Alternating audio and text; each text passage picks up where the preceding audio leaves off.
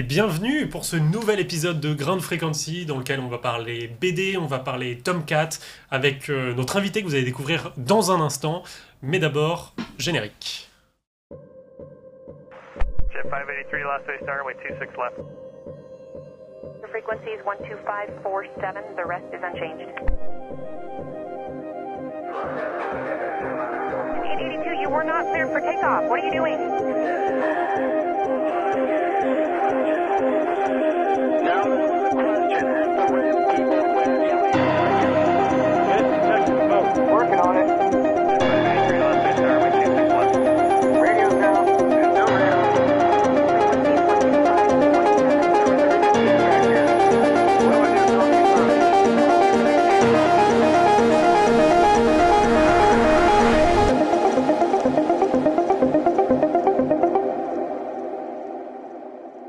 Et donc, effectivement, dans ce nouvel épisode, comme je vous le disais, on va parler BD avec notre invité qu'on va introduire dans quelques instants et vous le connaissez sûrement. Mais d'abord, je suis accompagné, comme d'habitude, de mes acolytes. Enfin, comme d'habitude, même s'ils ont fait quelques émissions sans moi dernièrement. Ravi de te retrouver. Antoine, salut Antoine. Salut Joris, bonsoir à tous. Et Alexandre. Et hello à tous. Voilà, le grand spécialiste de cette émission, vu que nous allons parler F-14 Tomcat, mais il va vous en dire plus dans un instant. Et Alexandre, je te laisse introduire notre invité. On reçoit quelqu'un connu dans le milieu de l'aéronautique, Romain Hugo, bienvenue et merci Bonsoir. d'avoir accepté notre invitation. Avec plaisir les amis. Et ben Romain, dessinateur qui nous a fait des œuvres connues comme Angel Wings, Le Grand-Duc et plus récemment Tomcat. Ouais, qui vient juste de sortir la semaine dernière. Donc on va effectivement parler de Tomcat. Alors avant d'approfondir un petit peu les BD, ton parcours, ton travail, comment tu travailles, donc n'hésitez pas à poser vos questions dans le chat, évidemment je lirai ça. Donc le temps que vous posiez vos questions, que vous installiez devant ce stream tranquillement, Antoine va nous faire un petit tour de l'actualité de ces 2 dernières semaines. Tout à fait, la classique La petite classique revue de presse avec quelques articles. Alors on va commencer par une nouvelle qui vient de sortir, qui concerne le remplacement des avions de patrouille maritime de la Marine nationale. Donc le ministère aurait choisi Airbus et son A321 XLR pour remplacer les Atlantique 2. Donc c'est un article de la Tribune sorti aujourd'hui. Alors c'est vraiment un tremblement de terre dans le milieu puisque c'était des avions auparavant, les Atlantique 2, des avions d'assaut. Et donc ils seraient remplacés par des avions d'Airbus Defence and Space à partir de 2030. Donc c'est un contrat qui vise à remplacer 18 Atlantique 2. C'est la première fois qu'Airbus gagne une compétition en France face au constructeur du Rafale, donc c'est quand même une grosse nouveauté. On avait quand même 2 avions très très différents en concurrence, l'A321 XLR, donc pour extra long range, qui a été certifié cet été, qui peut voler jusqu'à 11 heures de vol, qui a remporté donc la compétition face au Falcon 10X. Donc 2 avions très différents pour des missions. Voilà, c'était un choix assez fort du ministère des Armées, et donc c'est quand même assez élevé en termes de coûts puisqu'ils sont engagés à terme de 89 millions d'euros. Voilà, pour un contrat qui avait été un appel d'offres qui avait été lancé en 2013. Voilà, les deux étaient en concurrence depuis plus de 10 ans, donc c'est un terme au suspense pour les deux avionneurs qui s'étaient positionnés sur cet appel d'offres. Donc voilà, à suivre quelles vont être les réactions dans les prochains jours pour ce gros chamboulement dans la Marine nationale. On va passer à la deuxième news avec l'espace. Alors ça fait un petit peu plus de 2 semaines, c'était il y a 3 semaines. La première récupération du Starship. Donc voilà, SpaceX a réussi lors d'un lancement à rattraper le premier étage de sa fusée Super Heavy qui mesure 70 mètres de haut. La fusée en entier fait 120 mètres, mais le premier étage lui fait 60 mètres. Petit problème de son, mais la vidéo de la récupération va arriver. Alors la phrase de SpaceX, c'était « Mekazia a rattrapé le booster Super Heavy ». Faut savoir que c'était une structure gigantesque qui était capable de rattraper en plein vol un étage de fusée. Voilà, c'est assez dantesque en termes d'ingénierie. Donc ils ont réussi ça. Alors je passe sur tous les problèmes écologiques, etc. qu'il y a autour des lancements à Boca Chica au Nouveau-Mexique. Voilà, c'est pas tout rose, mais c'est quand même une belle prouesse d'ingénierie et une grosse avancée pour le spatial d'avoir réussi à récupérer ce premier étage. À savoir que ça va permettre, comme ce que SpaceX faisait déjà, de réduire énormément les coûts de lancement pour cette fusée qui est composée, je crois, de 33 moteurs, quelque chose comme ça. Donc c'est vraiment dément en termes de taille. Donc là, on voit les bras qui se referment sur le premier étage pour le soutenir et arriver à le récupérer. Contrairement à la Falcon 9, où on a des petits pieds qui se déploient. Là, c'est un bras qui vient se saisir de la fusée. Et donc, si je comprends bien, alors ils faisaient déjà une prouesse en récupérant les boosters de leur Falcon 9. C'est ça. Et là, maintenant, ils ont réussi sur leur Falcon Heavy, qui est leur plus gros modèle et une des plus grosses fusées jamais. C'est conçu. l'idée. Bon, il y a eu des fusées plus grosses en telle Une des plus grosses. Voilà. Voilà. Conquête Voilà. spatiale, mais oui, ils vont s'en servir de plus en plus dans le cadre du retour sur la Lune, voulu par les Américains, ce genre de choses. Donc, belle prouesse de SpaceX, tout à fait. On va passer au troisième article avec une autre news sur le spatial et la constellation de satellites Iris 2. Donc ce projet, qui est pareil dans les tuyaux depuis très longtemps, va enfin démarrer puisque la Commission européenne a donné son feu vert pour finaliser le contrat avec un consortium qui est nommé SpaceRISE, qui comprend Eutelsat, Hispanat et SES, donc différents acteurs européens dans le domaine des communications satellites. Et donc l'idée, c'est de donner une nouvelle infrastructure multi-orbite qui a évolué à un coût quand même de 10 milliards d'euros, 10,6 pour être précis. Il y a eu beaucoup de querelles entre autres entre la France et l'Allemagne sur cette constellation de satellites. Il y a beaucoup de politiques qui ont retardé cette décision. Mais cette constellation va voir le jour. 60% ce sera à la charge du budget européen et 40% à la charge de ces opérateurs privés. L'idée, c'est d'avoir des communications à la fois pour les institutions, donc tout ce qui est militaire et institutions gouvernementales, mais aussi pour le grand public, donc de cette nouvelle constellation de satellites de communication. Entre eux, vraiment centré sur Internet d'ailleurs. Et on va passer à la quatrième news déjà, avec Tarmac Aerosave, donc cette entreprise qui est à Tarbes, assez réputée pour le recyclage d'avions. Ça a été un des premiers sur ce secteur pour, une fois que les avions arrivent en fin de vie, les tronçonner et arriver à récupérer à la fois des matériaux, donc toute la matière première des avions, mais aussi récupérer toutes les pièces qui peuvent resservir sur d'autres avions. Oui, parce qu'il y a des avions mis en service beaucoup plus tôt que d'autres, mais on peut garder toutes les pièces, que ce soit l'avionique ou différents systèmes. L'avion arrive en fin de vie, mais pas les différents sous-systèmes qui peuvent être réutilisés pour de la pièce détachée. Et donc la news à propos de Tarmac, c'est la construction d'un hangar de maintenance pour les A380 à Teruel en Espagne. Donc voilà, l'entreprise de Tarbes, qui a été fondée en 2007 par Airbus, Suez et Safran, se crée un nouveau site en Espagne. Donc là on voit l'image en accéléré de la construction de ce hangar. Alors il faut savoir que c'est quand même des dimensions énormes, puisque toujours pareil, la 380 c'est pas un petit avion, pour le dire simplement. Et là ils ont investi 10 millions d'euros et réussi à construire ce hangar en 6 mois il me semble, pour réussir à accueillir la 380 et augmenter la capacité en pièces détachées pour maintenir en état de vol tous les autres A380 qui continuent de voler. Voilà, puisqu'ils ont vraiment ces deux activités, à la fois rétrofit des avions, que ce soit l'intérieur ou d'autres équipements, mais aussi les recycler, récupérer les équipements et les remettre sur d'autres avions. Voilà, toutes les différentes facettes de Tarmac. Et déjà l'heure de la dernière news. Alors j'ai parlé de carburant d'aviation durable avec un article de l'usine Nouvelle, assez intéressant sur le fait que les géants de la tech américaine se ruent vers le carburant d'aviation durable. Alors on a envie de se dire, qu'est-ce que viennent faire Microsoft, Meta, Amazon dans du carburant d'aviation ? Eh bien, il se trouve qu'aux États-Unis, il y a des nouvelles lois qui leur permettent d'acheter, de stimuler la production de SAF, même s'ils ne les consomment pas. Après, ils peuvent le revendre à des compagnies. Et l'idée, c'est que ce ne soit pas l'utilisateur qui va venir acheter ces carburants d'aviation durable, mais bien des compagnies qui vont investir énormément d'argent dedans. Ces compagnies, leur intérêt, c'est d'avoir un bilan plus vert au global. Ça va les compenser d'autres émissions qu'elles peuvent avoir. Par exemple, tous ces géants ont des serveurs qui polluent énormément par leur consommation d'énergie. Et donc voilà, cet achat de SAF, ça leur permet de se verdir. Ils ont plus de moyens que les compagnies aériennes, par exemple.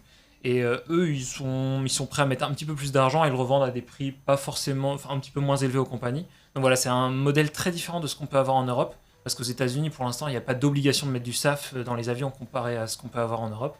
Et donc ça peut être une vision différente pour inciter à la production de carburant d'aviation durable dans les années à venir. Donc voilà, ils sont une vingtaine, ils ont déjà acheté 200 millions de dollars de SAF. Et ça va continuer puisque c'est un bon placement pour ces entreprises. Non, merci voilà, Antoine. pour cette petite revue de presse. Transition toute trouvée sur une dernière nouvelle, vous n'avez pas pu le louper. Évidemment, donc Donald Trump est devenu le 47e, si je ne m'abuse, président des États-Unis. Alors, quel lien avec l'aéro ? Forcément, Antoine a parlé de SAF. Les gouvernements précédents ont quand même très encouragé la décarbonation de l'aviation commerciale comme privée en investissant dans le SAF et en proposant des avantages financiers aussi. Et bah là, avec la nouvelle administration Trump, on n'a aucune garantie que ça perdure, surtout venant d'une administration plutôt climato-sceptique voilà, assez peu engagée. Et voilà, faut rappeler que Trump s'est quand même retiré des accords de Paris lors de son premier mandat. Donc à suivre, on suivra ça évidemment avec une attention particulière. C'est toujours pareil, s'il y a un intérêt commercial, peut-être que ça pourrait Mais rester du bon côté de la balance, mais à suivre. Voilà, à peser avec l'intérêt économique derrière. Alexandre, je te rends la main pour notre invité, pour se plonger un peu plus dans son œuvre, sa vie, son œuvre. À toi le micro. Eh ben, j'ai la main, merci. J'ai les commandes, Joris. Romain, tu es passionné par au moins 2 choses, le dessin et l'aviation. Voilà. Est-ce qu'on peut revenir un peu aux origines et tu peux nous expliquer un peu d'où t'es venue cette passion? Alors d'abord peut-être pour le dessin et après pour l'aéronautique. Le dessin, c'est pas une passion à la base, puisque j'étais comme tous les petits gamins. Avant de savoir écrire, on dessine, parce qu'on dessine la maison, le soleil, papa, maman. Et moi, il s'avère que mon père était pilote dans l'armée, était pilote de Transal. Il vole toujours d'ailleurs, il est à la retraite, mais il vole toujours, il est instructeur. Et moi, je dessinais la maison, le soleil et un avion. Voilà. Et puis, alors je sais pas si j'étais plus bête que les autres ou pas, mais bon, même quand j'ai réussi à écrire, généralement les autres gamins savent s'exprimer par l'écriture, donc ils arrêtent de dessiner, et moi j'ai continué. J'ai continué à beaucoup dessiner, et il n'y a pas de talent, de don tombé du ciel, c'est juste que comme j'ai beaucoup dessiné, que j'ai aimé ça, je me suis un peu amélioré, et puis plus je m'améliorais, plus on me disait « Ah, c'est bien, tu dessines bien !» J'y vais, alors je continuais. Et jusqu'à faire des études standards, de lycée classique. Et puis ensuite, quand est arrivé l'idée des études, soit c'était pilote, soit c'était dessinateur de BD. Enfin, dessinateur tout court, pas de BD d'ailleurs. Et j'ai choisi le dessin, parce que c'était vraiment un truc à moi, quoi. Et j'ai choisi de garder l'aviation pour le plaisir. Et en fait, c'était parfait, puisque j'ai pu...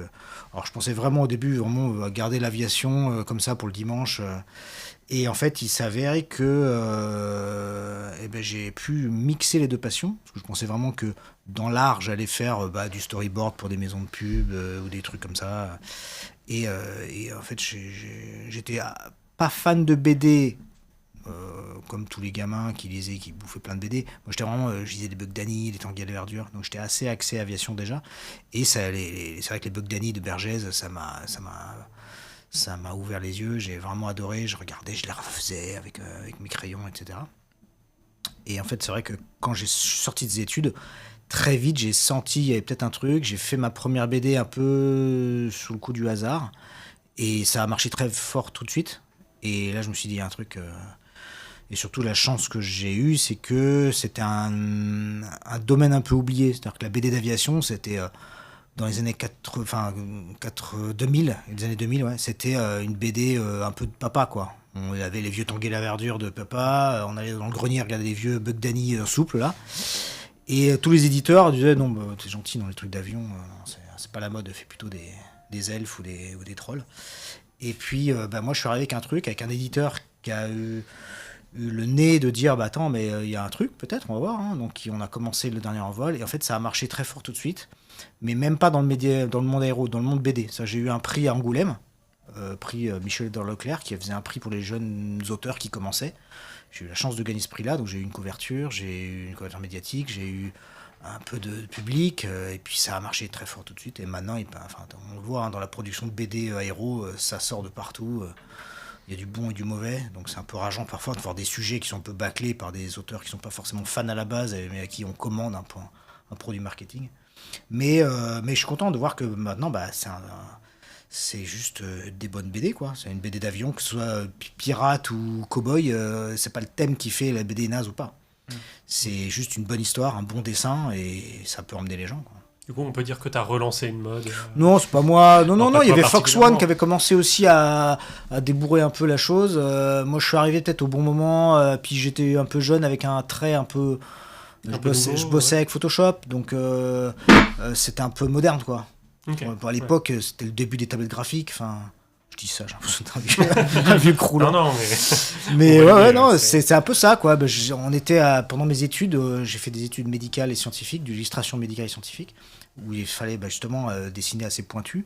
Et on avait les premières tablettes, quoi. Donc en fait, on faisait le boulot, puis après, après le boulot fini, on bossait sur d'autres trucs perso, quoi. Donc c'est vrai que les tablettes, ça a été la transition entre le classique, l'aquarelle, le crayon et la couleur. Alors moi, je garde quand même, on en parlera après, mais je garde quand même le crayon sur le papier parce que j'aime vraiment ça.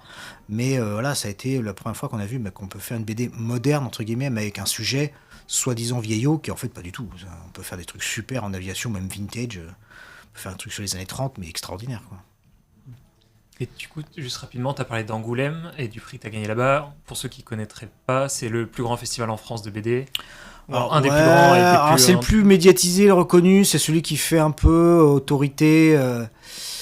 Mais, parce qu'il y a toujours un mais, moi j'avais eu la chance d'avoir remporté un prix fait par Michel Leclerc, qui, donc on le connaît, qui est supermarché, mais qui est un grand fan de BD. Vraiment, c'est sa passion, quoi. Et donc il avait financé et sauvé moult fois le festival à coups de millions, festival qui se pétait la gueule à l'époque. Mais ce festival souffre, à mon humble avis, d'un entre-soi et d'une comment dire ça de façon pas trop méchante, mais voilà, c'est un petit peu festival un peu intello où voilà, les BD d'avion on les regarde en se pinçant le nez, quoi, parce que c'est grand public, c'est des avions, voilà, alors que voilà, je ferais une BD sur des trucs beaucoup plus glauques, autobiographiques ou je sais pas quoi, ou des trucs un peu, voilà. Non, quand c'est grand public, généralement c'est un peu, ça grince des dents, quoi.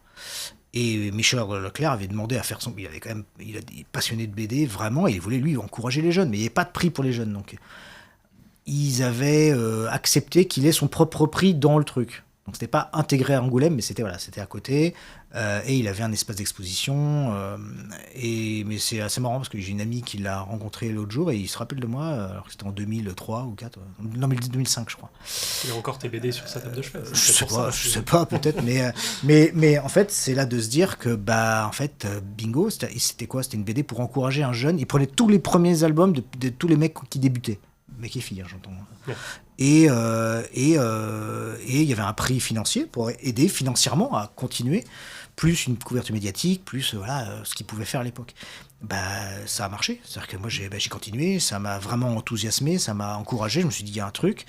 Et du coup j'ai continué. J'ai enchaîné tout de suite sur Au-delà des nuages. Puis après j'ai rencontré Yann, mon scénariste, pendant 16 ans, où j'ai fait Le Grand-Duc, l'Edelweiss et Angel Wings. Et comme quoi, ces trucs-là, en fait, c'est pas du pipeau, quoi, ça marche. Encourager les jeunes par un prix, par une couverture médiatique, ça marche. Et donc voilà, j'ai continué comme ça, en m'améliorant. C'est ça qui est bien avec le dessin, c'est que, désolé les ingénieurs, mais c'est pas mathématique, c'est pas boum, on a la solution. C'est que le dessin, on évolue toute sa vie. Et Tomcat, elle est très bien maintenant, mais peut-être que dans 5 ans, je dirais, ça c'est un peu foireux, je ferais mieux. Voilà, donc chaque BD pousse l'autre, quoi, et on s'améliore à chaque tome. On va y revenir, je pense, aussi sur ton processus créatif. Mais donc, au début, tu étais à la fois scénariste et dessinateur. Alors, j'ai toujours été aidé par des scénaristes, plus ou moins. J'ai fait mon premier album. Alors, mon scénariste de l'époque, Régis Sautière, sur le dernier envol, il a juste aidé, mais il n'a même pas voulu être sur la couverture. Je ne sais pas s'il croyait au projet ou pas. Bon, après, ensuite, j'ai fait une BD avec lui qui s'appelle Au-delà des nuages, où là, il a vraiment été scénariste. Mais il n'était pas passionné d'aviation à la base. C'était bon, il faisait une BD, le thème de l'aviation. On a fait une bonne BD, parce que voilà, c'était une histoire d'interaction entre des personnages. Et ensuite, j'ai rencontré Yann qui est un grand scénariste BD, qui fait Spirou, Torgal, tout ça, et qui était passionné d'aviation. Mais depuis, il n'est pas tout jeune, Yann, depuis des décennies, il proposait des trucs d'avion et tout le monde dit non. C'est ce que je vous dis tout à l'heure. Les éditeurs, les Dargaud, les Dupuis, lui disaient non, pas de trucs d'avion, on s'en fout, fais-nous du Torgal ou machin. Et puis, il s'avère qu'il a rencontré. Et aussi, le problème qu'il avait, c'est que les dessinateurs, il ne trouvait pas de dessinateurs. Par exemple, sur la fameuse série Pin-Up avec Berthet, qui est super, qui est génial, qui parle d'une Pin-Up un peu Betty Page pendant la Seconde Guerre. Il me disait que les dessinateurs, Berthet qui est un gars adorable, il dit enfin encore des avions, les pin-up j'adore, mais bon, pas de scène d'avion. Et en gros, il poussait pour qu'ils mettent plus de scènes d'avion. Et moi, plus il y en avait, plus j'étais content. Donc il était trop bien. Donc on a commencé par faire le dernier envol. Le Grand-Duc, pardon.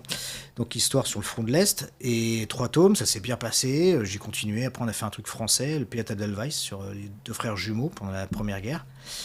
Et puis après, je me suis senti ce que j'avais peur au début, c'est de faire une longue série.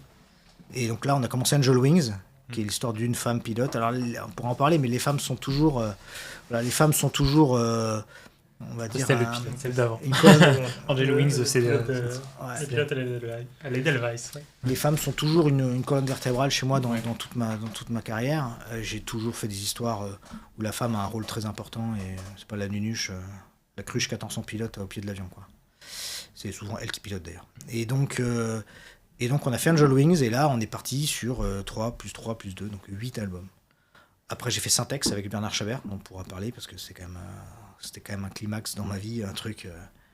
faire de BD avec Bernard que moi j'admirais en étant gamin et puis on est devenus potes et puis à la fin on s'appelait mon frère, enfin des trucs et on fait une BD sur Syntex, c'est son dernier ouvrage avant qu'il décède et là c'était vraiment c'est une fierté, quoi. C'est vraiment un bouquin très noble, très beau sur Saint-Exupéry. C'est pas une BD, hein, c'est un livre illustré mais voilà, c'était du caviar, quoi. Le texte est sublime, on s'est régalé. De A à Z, il n'y a jamais eu aucun accro, ça a été que du « c'est génial, c'est génial ». Je lui envoyais des dessins, il me disait « Ah là, c'est super, ça me donne de nouvelles idées de textes ». Et là, j'avais les nouveaux textes et ça tabassait encore plus. Et ça me donnait des idées de dessin. Donc voilà, c'était un truc super, quoi. Incroyable. Voilà. Et après, j'ai fait Tom 4. Voilà. On a eu toute ta bibliographie d'un coup et toute l'histoire. Vas-y, allez, Alex. Bon, j'ai plein de questions, mais je te laisse. Moi, j'aimerais bien revenir un peu sur la partie aéro. Ouais. Il y a aussi quelque chose de particulier. Tu es propriétaire d'un Piper J3. Ouais. Est-ce que tu Attention, à L4B, soyons pro, les gars. C'est la version militaire. Et le B, c'était celui qui est sans radio. Est-ce que tu peux nous expliquer son histoire, comment tu l'as trouvé et comment tu t'en occupes? Parce que c'est un avion assez atypique. Alors, atypique et non, parce que c'est un avion qui est très connu dans les aéroclubs et qui a même été un peu dénigré pendant des décennies, parce que tout le monde les avait. C'était un peu l'avion un peu qui était au fond du hangar, qu'on prenait un peu vite fait. Et en fait, le mien a été construit en 1942 à Lock Haven, en Pennsylvanie. Il est parti dans le Dakota du Sud, parce que j'ai tout, hein. C'est un truc de fou. On va aux archives américaines, on envoie un mail aux archives de l'US Air Force en disant là, j'ai un tel avion avec tel serial. Ils font ouais, pas de problème, donnez-nous votre adresse. Et hop, ils vous envoient les record cards. Pour tous les L4B américains. Non, pour le vôtre. Si vous avez le serial du vôtre, ils ont ça. Okay. Ils ont ça. Pour les spécialistes, le Piper, c'est sur les tubes de structure du cockpit, il y a une petite plaque en métal avec le truc poinçonné. C'est souvent recouvert de peinture, faut gratouiller un peu, mais il y a le serial du fuselage en fait. Okay. Donc on envoie ce truc-là aux US et ils vous donnent tout l'historique. Donc le mien était à Lock Haven, dans le Dakota du Sud, sur une base qui s'appelle Rapid City, qui existe encore. Et il était un peu la mule pour les pilotes qui s'entraînaient sur des B-17.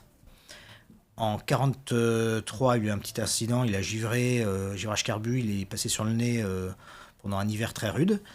En 1944, il est passé sur le nez parce qu'il le pilote roulait derrière un alignement de B-17 et il n'a pas vu qu'il y en avait un qui avait les moteurs tournants qui faisaient ses moteurs. Donc il a flippé, il a tapé du nez, de l'hélice et du saumon. Donc j'ai des photos. Il y a des photos, à l'époque, c'était comme le rapport BEA, il y a tout. Il y a le nom du mec, la lettre, voilà ce qui s'est passé, la météo du jour, combien de temps on va réparer l'avion, est-ce qu'il est réparable, oui, non, pourquoi, comment. Il y a même le nom du pilote du B-17 qui avait les moteurs, enfin le truc complètement dingue. Et surtout, je vois une photo de l'avion, avec en noir et blanc, mais je vois le serial, par exemple, qui est beaucoup plus grand que d'habitude. En fait, c'est que quand ils ont dû peindre les serials sur la queue, ils ne devaient pas avoir les pochoirs pour les petits avions, donc c'est une taille Mustang, quoi, taille P-51. Donc voilà. Alors en fait, cet avion ensuite, il est parti en Europe en 1945. Il est arrivé en janvier 1945 et donc il a fait la fin de la guerre. En 1945, il a fait la Belgique et la Hollande. Après, je perds un peu sa trace, je sais pas trop exactement où il est, mais on ne sait pas si c'était dans le réglage d'artillerie, etc. Mais bon, Belgique, Hollande, j'en suis sûr. Après, il est resté, parce que les Américains, les Jeeps et les Piper, ils les laissaient. Hein. Ils n'avaient pas ramené ça coûtait que dalle. À l'époque, c'était du consommable. Hein. Sauf que quand on l'ouvre et qu'on voit dedans, on voit que c'est pas du consommable. Ça a été super bien construit, c'était hyper bien fait. Et donc, ça a fait la base de la renaissance de l'aviation civile en France. Dans toutes les fermes, il y avait une Jeep, parce que les mecs récupéraient ça, et puis dans tous les aéroclubs, il y avait un piper, parce que ils étaient là, quoi. Versé en 47 dans le registre français. C'est pour ça qu'il a une illustration, il a une immatriculation en BE, donc très très vieille immatriculation, 47. Il a fait moult propriétaires, escadrille du souvenir, tac, mais un peu, délaissé, quoi.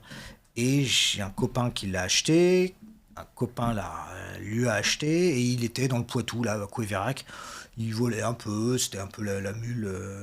Mais à un moment, voilà, un copain voulait s'acheter un avion un peu pour aller à sa région secondaire. Donc je dis, le Piper, c'est un peu ledge.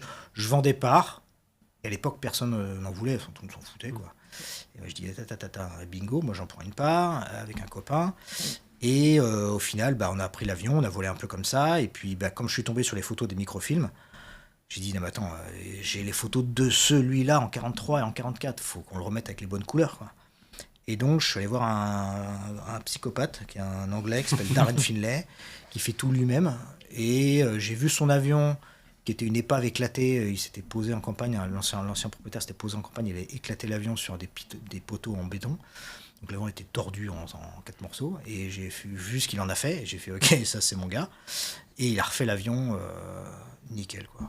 Et il en a refait un autre qui est tout aussi magnifique. Alors je lui ai dit, par contre, quand tu refais des Pipers maintenant, tu laisses une petite couleur de peinture ou un truc, je veux qu'ils soient moins beaux que le mien. Donc il m'a dit, ok. Ouais, dégradé, Il y a toujours, à chaque fois, tu mets un petit coup tu ripes un peu sur le papier de verre. Et donc voilà, et donc là, il a été tout refait en 2019. Pontoise Zéro Maintenance m'a refait le moteur là récemment, on l'a fait pour la Ferté-Alais. Et donc là, il vole comme une horloge.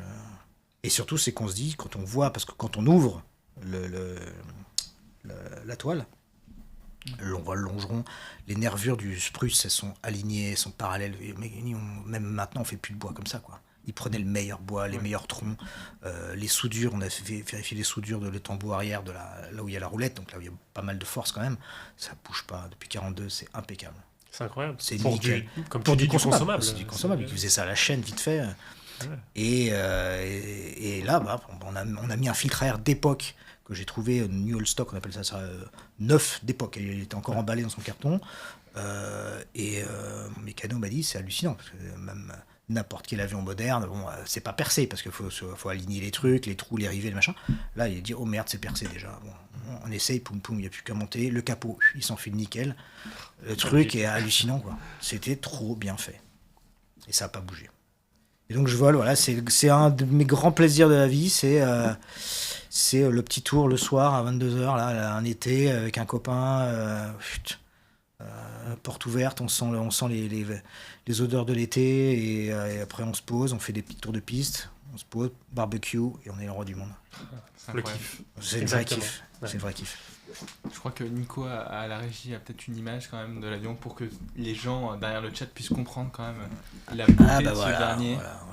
Voilà, Regardez c'est- comme il est beau. C'est quand même super. Bon, on a quand même pas mal parlé d'aéro. Maintenant, je pense qu'on peut retourner sur les BD. Sur la Plaisir. BD héros. Bien évidemment. Le fameux Ça va être CD2. pas trop. Ton dernier projet qui vient de sortir, c'est Tomcat. Il y a eu Est-ce qu'il y a eu beaucoup de défis ou de nouveaux enjeux quand tu as fait cette BD? Est-ce que tu peux nous partager un peu aussi quelles étaient tes envies? Parce que finalement, on t'a connu pour des BD sur la Seconde Guerre mondiale, la Première Guerre mondiale et même début de guerre froide. Voilà, maintenant, pour passer au jet comme ça. En fait, je pense que moi, je savais très bien que j'avais envie de le faire. En fait, chaque BD, de toute façon, ça commence par qu'est-ce que j'ai envie de raconter, qu'est-ce que j'ai envie de dessiner, quelle époque. Et moi, je suis comme vous tous. On a tous été biberonnés par Top Gun. Et moi, le F-14, j'avais le poster dans ma chambre avec les cils Phoenix. Je pense qu'on l'avait tous, celui-là. Je parle des gars de ma génération, des papilles. Et c'est vrai que c'est marrant parce que j'ai un attrait très fort pour les Amaryllis ou le vintage. Et je pense qu'il y a plein de gens qui ne se doutaient pas que j'étais capable ou que j'avais l'envie de dessiner ça. Mais voilà, le Tomcat, ça a toujours été un truc spécial dans mon cœur. Et il s'avérait, par Top Gun, je suis fan complet, quoi. Et il s'est avéré que je savais pas trop comment prendre le truc. Si je faisais une histoire fictive, j'allais forcément tomber dans Top Gun, faire un truc à la Top Gun. Je savais pas trop quoi faire, un truc guerre du Golfe, bon, c'est un peu crade, je sais pas. Et je suis tombé dans le fanat d'aviation sur l'histoire d'un Tomcat, le Fast Eagle 107, qui a fait 2 vrais trucs. Et là, je me suis dit, tiens, c'est marrant, c'est 2 trucs un peu marquants de l'histoire du Tomcat. Mais bon, ils ont pas trop de lien. C'est un événement qui se passait en 81 où ils ont abattu des Sukhoi 22 libyens. Et c'est à son bord que s'est crashée la première femme pilote de la Navy, pilote de chasse de la Navy. Et je me suis dit comment lier les deux. Alors je vais spoiler un peu l'histoire pour les gens, mais et donc je me suis dit ça va être l'avion qui va raconter son histoire. Et surtout s'intéresser, c'est pas qu'un truc de missiles et de radar, quoi. C'est s'intéresser aux hommes, aux gars parce que j'ai été bluffé par la bande audio qui existe. Vous pouvez aller sur internet et la trouver. La bande audio qui existe du vrai dogfight en 81. Où ça se maillotche un peu au large dans le golfe de Citre, au large de la Libye. Et là, il s'avère qu'il y a 2 Sukhoi 22 qui arrivent, bon, ok, et il y a un missile qui part, libyen, forcément.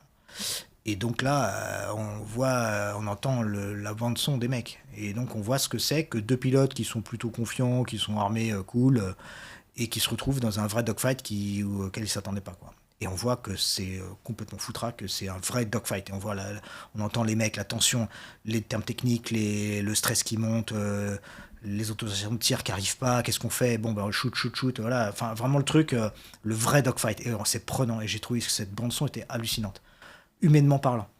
Et la deuxième partie, donc c'est le crash de Carol Green, où il y a pareil, c'est documenté, il y a les vidéos où on voit qu'elle a une extinction de réacteur en courte finale, un appontage. Et l'avion bascule et ça dure 3 secondes.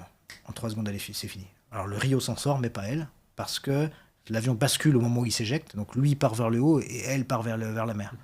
Et ça s'est joué à 0,4 secondes.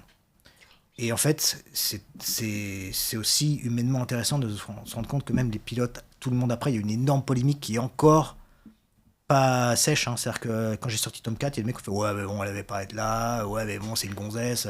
Oui, mais bon. » Il y a des camps, du pour, du contre, voilà. Mais ça a été toute une polémique. Et donc, je trouvais intéressant de raconter ces 2 histoires qui étaient vraies. Avec Anastasia Inzel, qui est ma scénariste, qui m'a aidé sur cet album. Enfin, on a fait le scénario à 2. On a choisi de se dire, ça va être l'avion qui va raconter sa vie.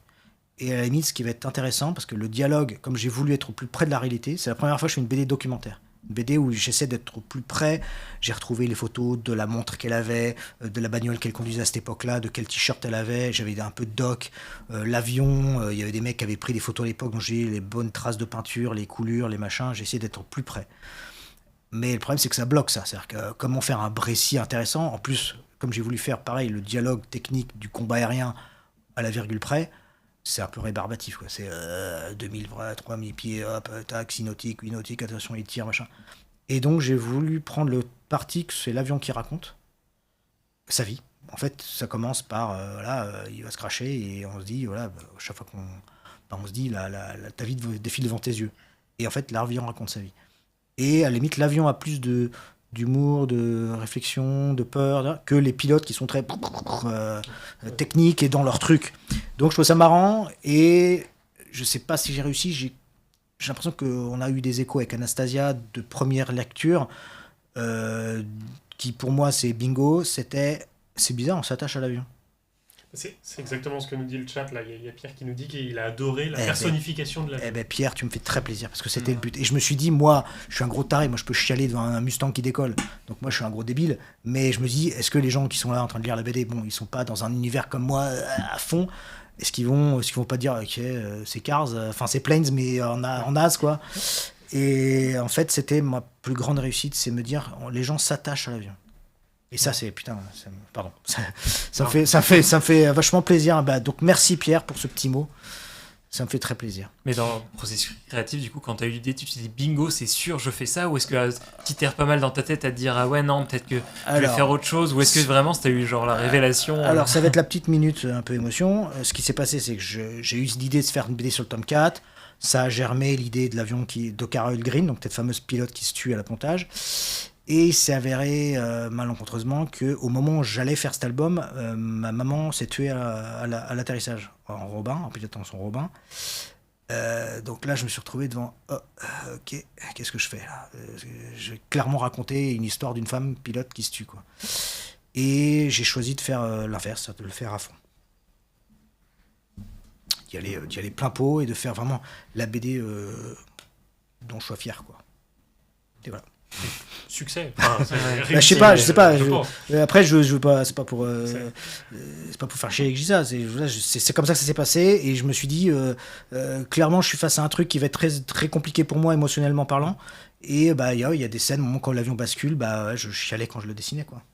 Ouais. Donc j'ai essayé de faire naître un peu d'émotion dans ce truc-là. Donc c'est pour ça que c'est pas rien pour moi. Voilà, cet album.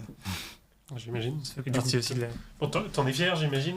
Fier, Mais- je peux pas regarder le truc en disant ah c'est bon, je suis fier. Non, je pense que j'ai fait du mieux que je pouvais à cette période de ma vie. Peut-être que dans 5 ans ou dans 15 ans, si je refaisais le même album, je le ferais différemment. Là, il y a déjà les cases là que je l'ai lu, j'ai fait ah merde, ça j'aurais dû me tourner comme ça plutôt parce que c'est plus fluide. Voilà, des trucs de cuisine interne, mais voilà, non, cet album, j'ai l'habitude de pas refermer l'album en disant ah ouais, j'ai un peu bâclé. Non. Là, par contre, on a fait un truc. L'album, l'éditeur, merci l'édition Paquet, ils font toujours les trucs au top. C'est-à-dire que l'album, il y a 3 versions. Il y a une version classique, il y a une version grand format que vous avez vu avec le poster. On pourra le déplier pour la caméra, c'est marrant. Il prend il prend toute la pièce. Ok. Et ils ont suivi toutes mes recommandations. Il va y avoir même une version collector qui va arriver pour Noël, où il y a un foulard en soie, il y a Tu veux des... de lait Jamais je vais le replier en fait. Il va rester dans le studio. Ah, vous pouvez l'afficher là, ils ont un mur. Ouais, c'est Bon, un peu balèze. Ça donne quelque chose comme ça. Voilà.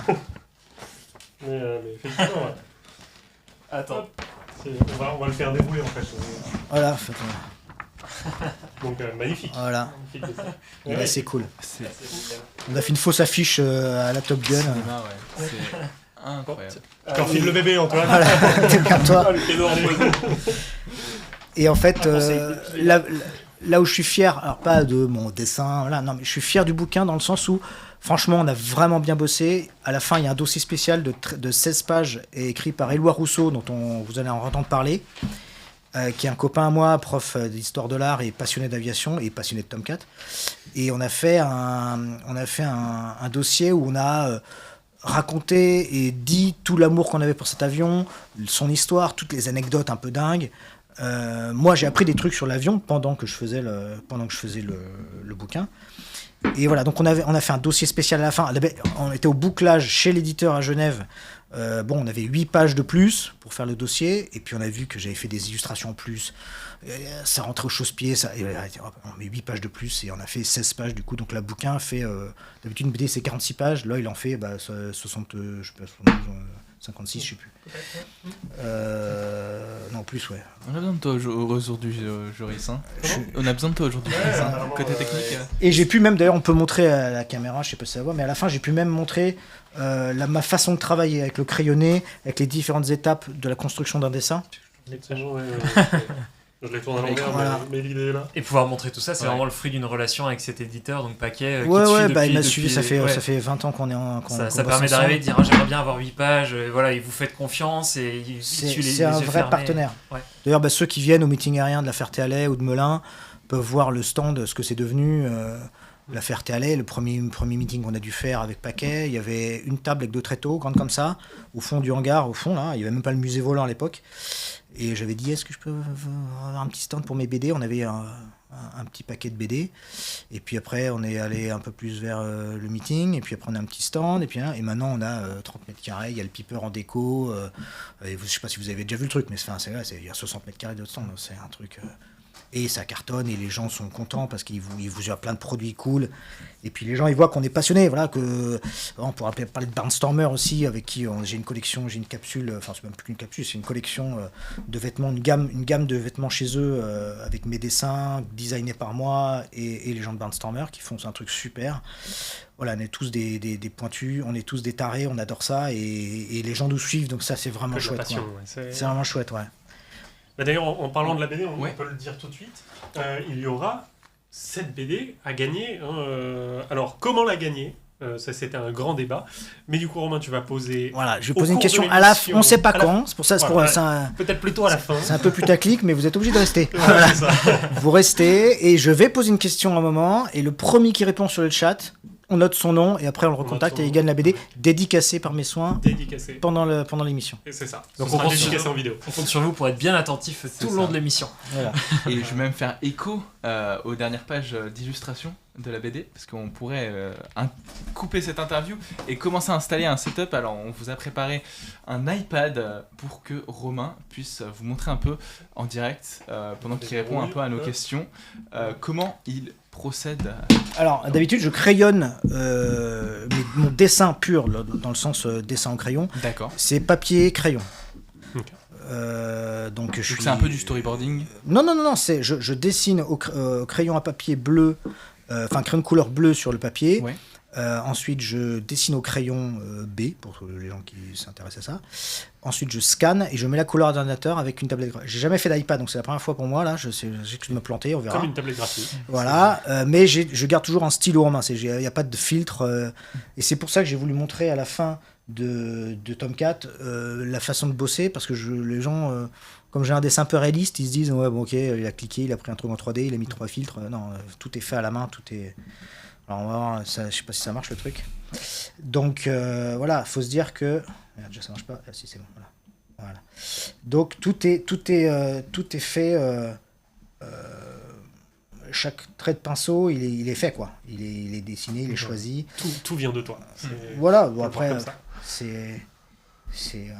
Attends, tac. Comment ça marche, tac. C'est pas mal jusqu'ici. Ouais, c'est un test aussi pour nous dans l'émission et franchement, j'espère que. Ok. Alors, Allez, vas-y, continue les questions. est-ce que tu te sens prêt? Est-ce que, donc, dans les projets, voilà, tu nous as parlé de toutes tes BD jusqu'à Tomcat. Ouais. Est-ce que tu as des envies ou des idées en tête pour des potentiels futurs projets ou... Ah ben c'est même pas des idées, c'est-à-dire que là c'est commencé déjà. C'est commencé, c'est dessiné, c'est C'est scénarisé. C'est les deux, c'est scénarisé et ça commence, j'en suis à la planche 6, donc c'est une BD qui va se passer dans les années 30. D'accord. Et c'est au scénario avec mon collègue Éloi, dont je viens de parler, là, qui a fait le dossier supplémentaire dans le bouquin. Donc on se fait un trip Gatsby, Rocketeer, pilote de course des années 30. C'est pas mal votre truc, c'est marrant, ça, sympa. Moi je savoure, franchement je trouve ça. Vu d'ici, Ouais, on voit c'est dessiner, impressionnant. on voit le résultat. Attends, tac. Et en plus tu réponds en parallèle aux questions. Ah oui, merde, il y a les franchement. doigts. Quand on met les doigts, si, attends, je mets des coups partout là. Ouais. Désolé, hein, j'apprends en même Non, temps. c'est super. Et donc on se fait un truc alors, plus léger entre guillemets, on va dire, que Tomcat, qui a quand même une grosse charge émotionnelle. Mais une BD vraiment où on va s'éclater sur aussi les vêtements, le jazz, les sapes, la Sur mafia. l'ambiance, quoi. Ambiance hyper poussée, art déco. Donc beaucoup d'art déco, les avions complètement dingues. Parce qu'il faut savoir quand même que les années 30, c'est l'âge d'or de l'aviation. Hein. C'est les Gibby, c'est Howard Hughes, c'est Amelia Earhart. Faut que je fasse ça, c'est avec le doigt, parce que ça met le truc. Et donc, voilà, c'est un projet que souvent, ça vient d'un avion, en fait. Le Tomcat, j'avais envie de dessiner le Tomcat. Là, c'était le Gibby. L'avion de course, le fameux, qui ressemble à un tonneau volant, hyper rigolo, avec un gros moteur, une décoration hyper mignonne, avec des petits cercles rouges et blancs. Et en fait, c'était un tueur de pilote. C'était un Snake, le truc était hyper chaud à piloter. Et il y a des vidéos, même filmées d'époque, de crash, où le mec passe à pleine balle et l'avion, l'aile s'arrache, le mec finit en explosion. Enfin, et Jimmy Doolittle, qui était le pilote qu'on connaît, qui a fait le raid de Pearl Harbor, là, Doolittle, qui était le pilote de course qui gagnait. Il a fait, bon, ça, je vais en faire 1 an, et après, j'arrête. Parce que je veux quand même... c'était ultra violent, quoi. Donc voilà, c'était marrant de faire une BD un peu là-dessus, sur toute cette époque, quoi. Ok, donc c'est le prochain projet. Voilà. 2 toujours tomes, a de priori. l'avion, Ah oui, à fond, ouais. 2 tomes, a priori. Et voilà, là je laisse un peu passer la promo de Tomcat, puis je commencerai à mettre des petits dessins quand il sera temps.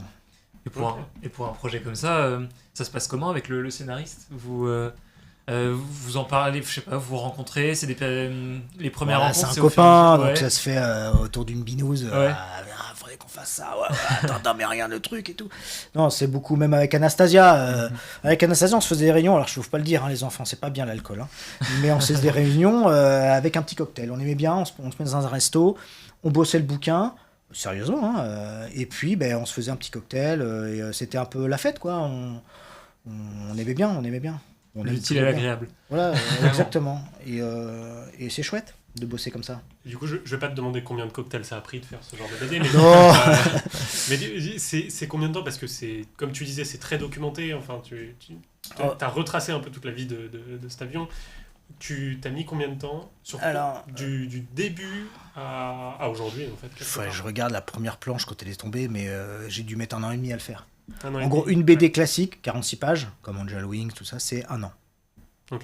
Voilà. Donc là, comme il y avait plus, elle avait fait 54 pages de BD, plus les 16 pages de dossiers supplémentaires. Donc ça m'a pris un peu plus de temps. Je gagne du temps depuis de nombreuses années, toujours en ayant des experts du domaine en question. Donc par exemple là, j'avais créé je sais pas s'ils sont sur le chat, j'avais créé un groupe Tomcat Crew avec des maquettistes, des spécialistes de l'avion, des mecs qui font des CS, là, du simulateur de vol ultra pointu où les mecs ils ont les vrais modes radar et tout. Donc je dis bon, je suis dans, par exemple, typiquement, c'est à l'envers le truc. Ouais, c'est effectivement, c'est à l'envers maintenant que tu le dis. On pensait que c'était voulu, que tu voulais le mettre sur le dos. I was inverted, non, les gars. Justement, je me disais qu'il était quand même vachement fort de réussir à Du coup, faire si l'avion. tu veux ouais. le retourner à la régie, c'est encore possible, effectivement. Ouais, je pensais que c'était... Le mec il est balèze, il essaie de trouver sur le dos. Et, T'as une telle connaissance de l'avion que... et donc, qu'est-ce que je disais Ouais, donc... Donc ouais, t'es allé chercher vraiment les passionnés. Il est spécialisé, et en fait, moi, ça me fait gagner du temps, parce que à la fois, je leur dis, bon, il y avait un spécialiste des casques, par exemple, des équipements. Ok. Et je dis, ok, je suis en 81, au Black Ices, sur le Nimitz, les mecs, ils ont quel casque? Parce qu'ils ont changé de casque, mais ça va être en 82, a priori c'est celui-là, et alors, attention, parce qu'il y avait les attaches de masque, c'était pas celle de l'époque, c'était un truc un peu bricolé, voilà, ouais. tous les détails. Et les mecs, souvent, ils ont le matos. Donc je dis, fais-moi une vue en contre-plongée, comment ça fait la boucle d'attache là? Il me fait la photo, ah ok, d'accord. Et moi, je gagne du temps. Parce que, je j'ai pas à chercher l'info, je pose la question, et j'ai l'info directe. Et en plus, je fais plaisir, parce que le mec, il est content, quoi. Ah oui, Et ouais. il contribue, il adore ça, c'est c'est sa sa passion, passion. et là, il voit... Et puis je me dis, j'avais ça aussi avec Mathieu Bianchi sur les trucs, les équipements de la Seconde Guerre, qui est un spécialiste aussi. Et je me dis, si ce gars-là valide l'album, c'est-à-dire que personne, je suis indéboulonnable. J'ai pas un mec qui va me dire, ah, vous êtes trompé, le masque machin oxygène, c'était celui de 43. Eh bien non, parce qu'ils ont changé en 42. Là. Ah. Donc j'ai jamais eu personne qui m'a retoqué une erreur. Parce que je m'entoure des plus gros tarés du truc. Et désolé, je parle un peu trivial, mais et comme ça, je suis indéboulonnable. Voilà. C'est Ça, bonne c'est- technique. Il y a un travail documentaire dingue, en fait. C'est vraiment ça. Tu laisses rien en détail. Tu te poses une question sur un équipement, une partie de l'avion, moi, tu vas aller chercher... Moi, c'est mon plaisir. C'est ouais. mon plaisir de dessiner réaliste. Quand vraiment, je dessine Cara Hulgreen qui va sur la base de Miramar pour rencontrer le Tomcat, et je la dessine dans une voiture. Je me suis dit, bon, voilà, qu'est-ce qu'il y avait à l'époque? Il devait y avoir, il y avait quoi, une Ford Escort un peu sport, un truc, je sais pas ce qu'il y avait. J'ai regardé, et tout. J'ai dessiné une bagnole que je trouvais cool. Et là, je vois dans les mémoires de sa maman que, en fait, elle avait une Mazda R je sais pas quoi, R7, je sais pas quoi. Et du coup, j'ai redessiné la page avec le bon rétroviseur, la bonne vue, parce que je me dis que si jamais il y a quelqu'un qui me sort la photo, c'est bon, j'avais bon. Quoi. En fait, tu t'entoures aussi de toutes les personnes qui pourraient te critiquer, donc c'est plus facile. Voilà, et en fait, j'en fais des alliés. C'est ça. Et là, Bonne sur stratégie. une œuvre un peu biographique, Ouais. t'as contacté ou pas du tout la famille Alors, j'ai pas réussi. Alors, c'était délicat parce qu'en fait, on sait pas trop à qui on s'adresse. Ouais. Puis eux-mêmes savent pas, au début, ils savent pas si le bouquin va être sympa ou pas. S'ils commencent à nous dire, ah, on veut voir toutes les planches et on veut avoir le droit de dire, on s'est dit, bon, ok. C'est chiant. Après, l'album, il est pas polémique, il est bienveillant. Enfin, on raconte l'histoire comme elle s'est faite. Donc, il n'y a pas à voir de la malice là-dedans. Donc, je pense pas qu'on ait de problème. On verra, mais normalement, enfin, ceux qui ont vu l'album ont vu qu'on a fait quelque chose de quand même plutôt sympa, quoi. Et puis, c'est un album de passionnés, donc il n'y a pas de sujet à polémique. Non, totalement. On a hâte de voir le résultat. Pour l'instant, on a le petit suspense de la régie, mais vous inquiétez pas. Ah oui, il a pas mis. Romain continue Bah, mettez pendant, de c'est faire plus sympa. le dessin. Mais comme il y avait l'histoire de Ouais, mais- retourner l'image, mais ça va venir. mais vous Ah, il non, inquiétez galère, pas. il galère. On peut pas retourner l'image, mets-le à l'envers, c'est pas grave. Bon, je lui mets les bidons ou pas? Je lui mets des missiles? Allez, je mets tout. Équipe-le, ouais. Je me la full. J'ai une question un peu pour faire écho à ces 1 an et demi de travail sur la BD. Ouais. Quand tu travailles sur un projet comme ça, Ouais. est-ce que tu es assez régulier ou t'as des charges de travail des fois assez grosses et c'est cyclique tu te dis j'ai envie de dessiner cette semaine, je suis à fond là-dedans. Non, franchement, j'ai jamais de. Souvent, on me pose la question du syndrome de la page blanche. Non, Ouais. non, ça n'existe pas. Enfin, j'aime tellement ce que je fais, je suis pas. Pas dans le sens, je suis fier, j'aime mon dessin. Non, mais je suis tellement content de faire ces albums-là. On va 30 secondes en fait. Je pense que Ah oui, c'est peut-être ça le truc. c'est peut-être ça, ouais. Ouais. Est-ce que ça aide? Non? Ça a Non. rien. Super. Bon, allez, Et en plus, c'est on va reprendre un peu sur ça. Ah, et si je fais ça? Ah si, attends, j'ai une idée. Ah Ouais, oui, non, mais- tu pourras plus le dessiner à Ouais, l'envers, ça en veut dire fait. verrouiller l'écran, mais. Non, on est vraiment. Bon, c'est pas grave. Non, c'est... Eh ben, tournez on va votre bien. télé chez vous. Retourner l'écran. Ok, d'accord. Donc, niveau charge, t'arrives quand même à garder un équilibre vie perso. C'est plus, à la limite, j'ai plus le problème inverse. C'est-à-dire que j'ai par exemple, des affiches hyper cool de meetings. On va en reparler. Par exemple, la Shuttleworth, qui est un meeting en Angleterre, qui me commande 7 meetings, 7 affiches. J'ai La Ferté, j'ai Santa Maria aux États-Unis. Donc, je fais des affiches de meetings que j'adore, auxquelles je vais. Donc, je suis comme un fou, quoi. Et c'est vrai que là, c'est plus genre, comment je vais caler ça dans le planning, quoi. Je bosse aussi pour la Monnaie de Paris, où j'ai des collections histoire, aviation et histoire Seconde Guerre. Et voilà, le truc, c'est plutôt de réussir à caler tout ça. Mais non, moi, je suis très content quand c'est l'heure de bosser le lundi. Et je bosse même le dimanche. Je sais pas. Et pour se rendre un peu plus compte, parce que là tu nous fais un super dessin en live comme ça, est-ce que c'est tu vas commencer et tu vas à un moment tout jeter, tout reprendre, ou est-ce que tu itères sur comment ça se passe une planche, ou vraiment c'est tu petit à petit et tu finis ta planche, ou est-ce qu'il y a des fois où ça t'arrive vraiment de jeter un truc en te disant bah non ça Non. c'est assez Non, mystérieux quand on connaît pas. Non, j'ai pas de. En fait, dès le crayonné, en fait, tu peux gommer. Donc, si une position de main ou je sais pas moi, une perspective est pas bonne, tu gommes, tu refais. Et Ouais. en fait, j'avance à chaque pas quand c'est verrouillé. C'est-à-dire que je fais la perspective, les masses générales au crayon bleu. Et déjà, là, je peux déjà enlever de la matière et dire, bon, là, je vais corriger là, l'angle de vue, tatata. Ouais. Et une fois que je commence le crayon, mon truc, il est béton. Et même quand je fais le crayon, si j'ai le doigt pas assuré sur une courbe, je gomme, je refais, jusqu'à ce que ce soit nickel. Ok. Mais Et, l'angle, un petit peu enfin voilà, on va dire le cadrage vraiment de la. Ça c'est quelque chose, tu le vois directement, et comme tu le fais, ça bouge rarement, quoi. Tu Ouais, l'imagines non, et j'ai c'est jamais- j'ai jeté jamais- directement. Ok, Ouais. c'est assez impressionnant. Moi, j'ai J'imagine. quand même j'ai quand même un peu de bagou dans le truc, et je sais à peu près ce qui va foirer ou pas. Ok. Ce qui est plus dur, c'est de trouver des angles de caméra différents, des angles. Enfin, c'est compliqué quand on fait une BD de rendre le mouvement. Et il faut surtout une BD d'avion. Si c'est statique, on a un problème. Donc rendre le mouvement, comprendre ce qui se passe quand on dessine un combat aérien au missile avec deux F-14 qui en plus sont tous les deux gris. Et le 107, il avait le mien de la BD, il avait un capot parce qu'il était issu d'un ancien escadron, qui est le dessus du capot noir. Mais le lecteur qui voit, qui lit ça, faut le guider, faut qu'il comprenne que c'est pas cet avion-là qu'on parle, c'est de l'autre, etc. Faut que ce soit pas non plus indigeste. Si c'est que des trucs de missiles, le lecteur. Parce que moi, je fais pas de la BD pour des fans d'avion à la base. Je fais de la BD pour tout le monde. Donc moi, je suis hyper fier quand il y a des dames qui viennent me voir en dédicace, qui me disent Ah bah écoutez, je l'ai acheté pour mon mari, il m'a dit de le lire, et en fait j'ai adoré, c'est super, on comprend les avions, ouais, c'est cool. Et ça, c'est ma grande fierté. C'est faire de la BD pour des gens qui n'aiment pas la BD d'avion. Ok, ouais, c'est super intéressant, effectivement. Toute cette notion de restitution de la vitesse, notamment pour de l'avion et de mouvement. Ah bah c'est comme si on faisait une BD de bateau sans être... voilà, sans être Ah oui, sans- oui, ça. Ah oui, sur une mer plate. Voilà. Ouais, je vois. Pour en revenir un peu à tes autres formats, dont t'en as parlé, la Monnaie de Paris, Ouais, les affiches de meeting, ouais. comment ça s'est fait? C'est toi qui es allé les voir? C'est eux qui sont venus, ils ont dit on a vu tes dessins, on adore? Ouais, ou c'est ça plutôt, ouais. D'accord.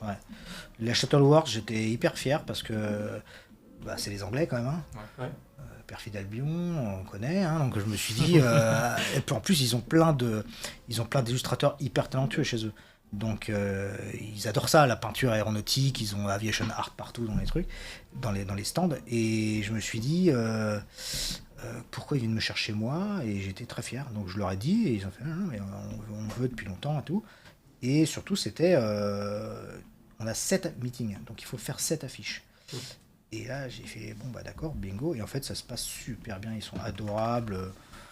Maintenant, on en est à un niveau, c'est un peu comme les Monnaies de Paris, on se connaît tellement bien que je fais même pas de croquis. Enfin, j'envoie directement le dessin, ils me disent le thème. Là, là aujourd'hui, je viens d'en faire là. Un Avro Hanson, qui est un espèce de bimoteur dégueulasse, c'est hyper moche. Anglais. Ah, mais ils ont fait le split, mais ils ont fait le Farraganette aussi. Hein. Ils ont fait des trucs. C'est une exception. Voilà, il y a et cet avion est assez moche quand même. Et j'ai réussi à trouver un angle un peu vu du dessus, avec le truc en train de démarrer, avec le gars qui pousse en l'air et tout. Une espèce d'ambiance de démarrage un jour d'été. Et voilà, je leur ai même pas envoyé le croquis, j'ai envoyé le dessin directement, ils sont contents, hein, c'est sympa, c'est cool. Et puis surtout, quand on va là-bas, bah pour moi, c'est un peu la récompense, quoi. Les meetings, je les faisais avec mes parents. On avait les chaises de camping pliables, le sandwich, la Ferté, les pieds dans l'herbe. C'était une rubalise à l'époque, les barrières. Et si on m'avait dit à moi, gamin, bah, c'est toi qui feras l'affiche, et puis tu iras, et puis tu auras un stand avec ton avion, tes copains et tout, j'en étais comme un dingue. Donc je suis super content. C'est pour ça que je lâcherai jamais la Ferté ou tous les autres meetings qui me demandent de faire les affiches. Ouais, j'imagine. Bah oui, ça doit être un plaisir. Faut juste le caser dans l'emploi du temps. Voilà. Mais du coup, pour revenir sur les Anglais, Ouais. je sais pas si... je suis absolument pas au courant, mais est-ce que tes BD aujourd'hui, elles sont traduites? Alors, elles sont traduites dans plein de pays. L'Angleterre et surtout les États-Unis, c'est en cours. On est en train de le faire et on le fait avec Tomcat. Donc on commence. Alors ça a déjà été traduit, mais par des éditeurs locaux. Ok. Bon, là, on va le faire nous avec Paquet. On va essayer le marché américain parce qu'on sent qu'il y a une vraie passion pour eux. Tout tome 4, faut En plus, le Tomcat, c'est vraiment leur truc. Et sinon, je suis édité dans pas mal de pays. Le Miguel, qui s'occupe des droits internationaux, est très fort chez Paquet. J'ai édité dans 15 pays. Là, Ok. Angel Wings vient de sortir au Japon. Des fois, je reçois des copies du bouquin. Je sais même pas ce que c'est. Ah, ben c'est en suédois. Ah, d'accord. Et alors, je les mets dans les archives, mais ouais, il y a des pays un peu bizarres. C'est marrant de voir ces BD traduits dans des langages. Ok, exotique. c'est que ça intéresse aussi, c'est qu'il y a un marché, c'est que... Ouais, ce sont des passionnés d'avion, il y en a partout dans le monde. Hein. Nous, on a de la chance d'être un grand pays d'aviation. On voit la taille de la France dans le monde. Et on n'a pas à rougir. Hein. Ah, c'est sûr. Je peux pas faire grand-chose d'autre, là. C'est un peu plat. Mais c'est déjà vachement bien. Alors, j'ai essayé de la remettre à l'endroit, Attends, éventuellement. je te la signer, tu vois. Tac. Tu dis la France, un grand pays d'aviation, mais un grand pays de BD aussi. Ça fait Ah oui, partie des, France-Belgique, ouais. Et on a de la chance, on a beaucoup de chance. Les gens, souvent, ils se rendent pas compte. C'est pour ça qu'il faut le préserver et faire très attention. Mais en France, il y a un aérodrome toutes les demi-heures. C'est génial. On a un maillage d'aviation extraordinaire. J'ai discuté avec un copain qui vient d'Italie. Il me dit, mais en Italie, pour faire un tour de Cessna, c'est 200 balles l'heure de vol pour un Cessna 552 et c'est réservé à une espèce d'élite. Non, l'aviation, on peut faire du piper pour que dalle, de l'ULM, c'est hyper vivace. Et il y a plein de gens comme vous, super, c'est pas un truc de vieux. L'aviation, je pense, souffre d'une image bourgeoise ou qu'il faut faire maths sup, maths spé pour piloter un avion. Et en fait, non, moi je... Il suffit d'aller dans un meeting pour voir que c'est pas Voilà, le cas. c'est pas le cas. Voilà. Et moi, j'ai eu le bac au rattrapage. Je suis pas un foudre de guerre. Hein. J'étais un nul en maths. Ben voilà, et effectivement, c'est un grand pays de BD. Les Américains, tous les auteurs du monde entier, en fait, nous envient. Parce que l'autre grand pays, c'est les États-Unis avec les comics. Mais bon, ça reste un peu aux États-Unis. Je pense que quand on dit je lis du comics, ils font ouais. Alors qu'en France, on voit un chef d'entreprise dire moi j'adore la BD, c'est cool. N'importe qui, même les gens très intelligents lisent de la BD. C'est un art comme un autre. Et au Japon, ils ont aussi beaucoup de BD, mais c'est pas du tout le même système. Une BD pour eux, c'est le manga, c'est en papier torchon, et puis ils le prennent en arrivant au métro, ils lisent l'histoire, ils le jettent dans la poubelle en arrivant au boulot. Ouais, Et le lendemain, c'est vraiment vraiment du qu'on consommable. chez soi. Donc c'est pour ça que quand on leur dit mais moi la BD elles sont dans les librairies, les gens les gardent, ils hallucinent. Et moi je suis hyper fier de ça. Pour en revenir un peu sur ton travail, alors notamment sur Tomcat, comment ça se joue le binôme scénariste-dessinateur? C'est un peu comme Maverick et Goose ou... Ouais, j'espère qu'il va pas lui arriver le même destin. Mais non, c'est chouette. C'est super parce que Anastasia, elle adore les avions, elle est passionnée d'aviation, mais elle vient pas du tout de la BD, donc elle n'avait pas les codes BD forcément. Mais c'est bien parce que ça m'a un truc frais. Et moi non plus, en fait. J'ai pas les codes BD dans le sens où je lis pas de BD. Donc j'en fais, mais j'en lis quasiment pas. Donc je suis un peu page blanche, quoi. J'ai pas dans ma tête déjà des archétypes de mise en page ou de scénario ou de choses. Je fais une BD vraiment comme ça, quoi. Effectivement, Tomcat, il n'y a pas beaucoup de texte, mais parce que je voulais une BD très aérienne et très dans la dynamique, quoi. Et donc elle vient du scénario de séries télé et de dessins animés.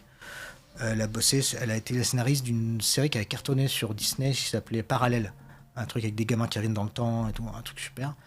Et donc c'est toujours chouette d'incorporer des gens qui sont fans d'avion, mais qui viennent pas de la BD ou pas forcément, qui sont pas du sérail, quoi.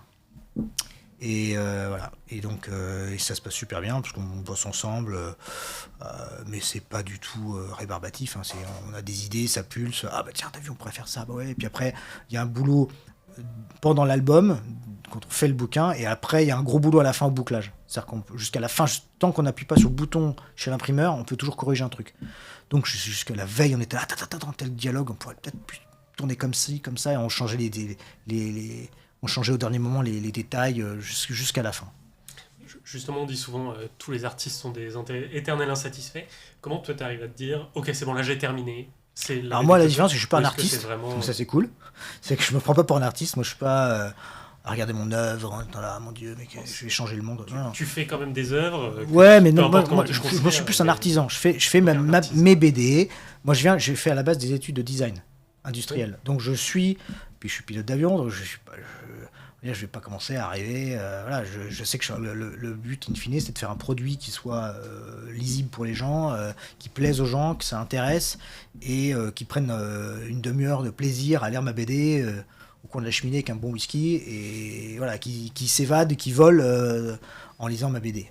Et donc j'ai pas le sentiment d'être un artiste avec un grand A, quoi. Moi je fais vraiment je fais mon truc, quoi. En fait, c'est comme les vêtements avec Barnstormer, par exemple. Je fais tous les trucs que j'aurais trop aimé avoir. J'ai la chance, j'adore les montres, et j'ai bossé avec IWC, j'ai fait leur catalogue et les décos des boutiques il y a quelques années. Voilà, moi c'est juste, c'est le fun, quoi. J'adore les blousons de pilote, je bosse pour Eastman Leather, qui font les blousons, les A2, les fameux blousons en cuir de pilote. C'est juste panard, quoi. Tu te fais plaisir et tu me fais réfléchis à ce plaisir. qui va faire plaisir aux gens. Voilà, et je leur fais quoi, des calendriers, c'est- et du coup on parle blouson, j'en ai, on s'échange des trucs, enfin c'est vraiment cool. C'est vraiment, ça ouvre plein de portes, en fait, c'est plein de passerelles, c'est super. Ça y est, on l'a. Voilà, alors. ben voilà, Super, enfin. Merci Voilà. Été. Ah bah Et dis donc. alors, Qu'est-ce qu'il est beau. on peut même faire un petit truc sympa. Tu peux le faire en accéléré? Ah, ça c'est Allez, cool. Ça c'est cool. Ça c'est Voilà. cool. Attention. Hein. Tu dois pas souvent voir ton... En plus, c'est même pas en accéléré, c'est parfait. C'est comme ça que je l'ai fait. Voilà. Ah, ça c'est cool. Ça, c'est... ouais. Sympa. Non, mais Ah, beau dessin. franchement, Là, chapeau. on le voit, c'est en accéléré, mais une case, tu mets combien de temps normalement? Bah, une BD, je t'ai dit, c'est un an et demi. Ouais. Fais des maths, Alexandre. Il y a 50... Non, mais il y a 54 pages. Je vais te dire, ça dépend forcément des pages. Ouais. Entre une page double avec un truc que tout New York a dessiné, c'est pas pareil qu'un combat rien avec des nuages. Mais on va dire que c'est 2 jours de crayon et 2 jours de couleur. Ok. Donc, on va dire le rythme standard, c'est une BD par semaine, une page par semaine, toute finie, de A à Z. Et il y a plein de dessinateurs qui ont des styles différents de travail. Moi, je commence, je fais pas, il y en a qui font tout le crayonné, et après toute la couleur. Moi, je fais comme une barre de défilement. C'est-à-dire, la planche 1, je la fais, elle est finie, tous les bulles, tout est calé. 2, 3, 4, et comme ça, je sais, jusqu'à 46, je compte le nombre de semaines, et comme ça, je suis jamais en retard. Et c'est cool. Et j'ai jamais le stress du bouclage. C'est pour ça que je fais des albums où j'estime que, comme jusqu'au dernier moment, on peut modifier les trucs, je veux pas être en rush à finir les dessins à l'arrache. Donc, généralement, j'ai 2 semaines. Cool, pour tout est fait, il n'y a plus qu'à chiader, placer les textes, faire le graphisme. Par exemple, on a bossé avec Olivia de chez Paquet sur le graphisme du bouquin, le dossier supplémentaire à la fin. Tous les détails sont cool. Là, on a fait, par exemple, il y a des zébrures à la fin sur les bords de page. J'ai repris les zébrures qui sont dans le Natops, dans la checklist du tome 4. Voilà, tous les petits détails, on se marre, quoi. On fait plein de trucs cool, quoi. Mais parce que du coup, quand tu fais les dessins, le scénario est déjà vraiment finalisé. Non, les textes aussi. les bulles, L'idée de enfin, base, ouais. le scénario, il est fait, à peu près, on sait où on va.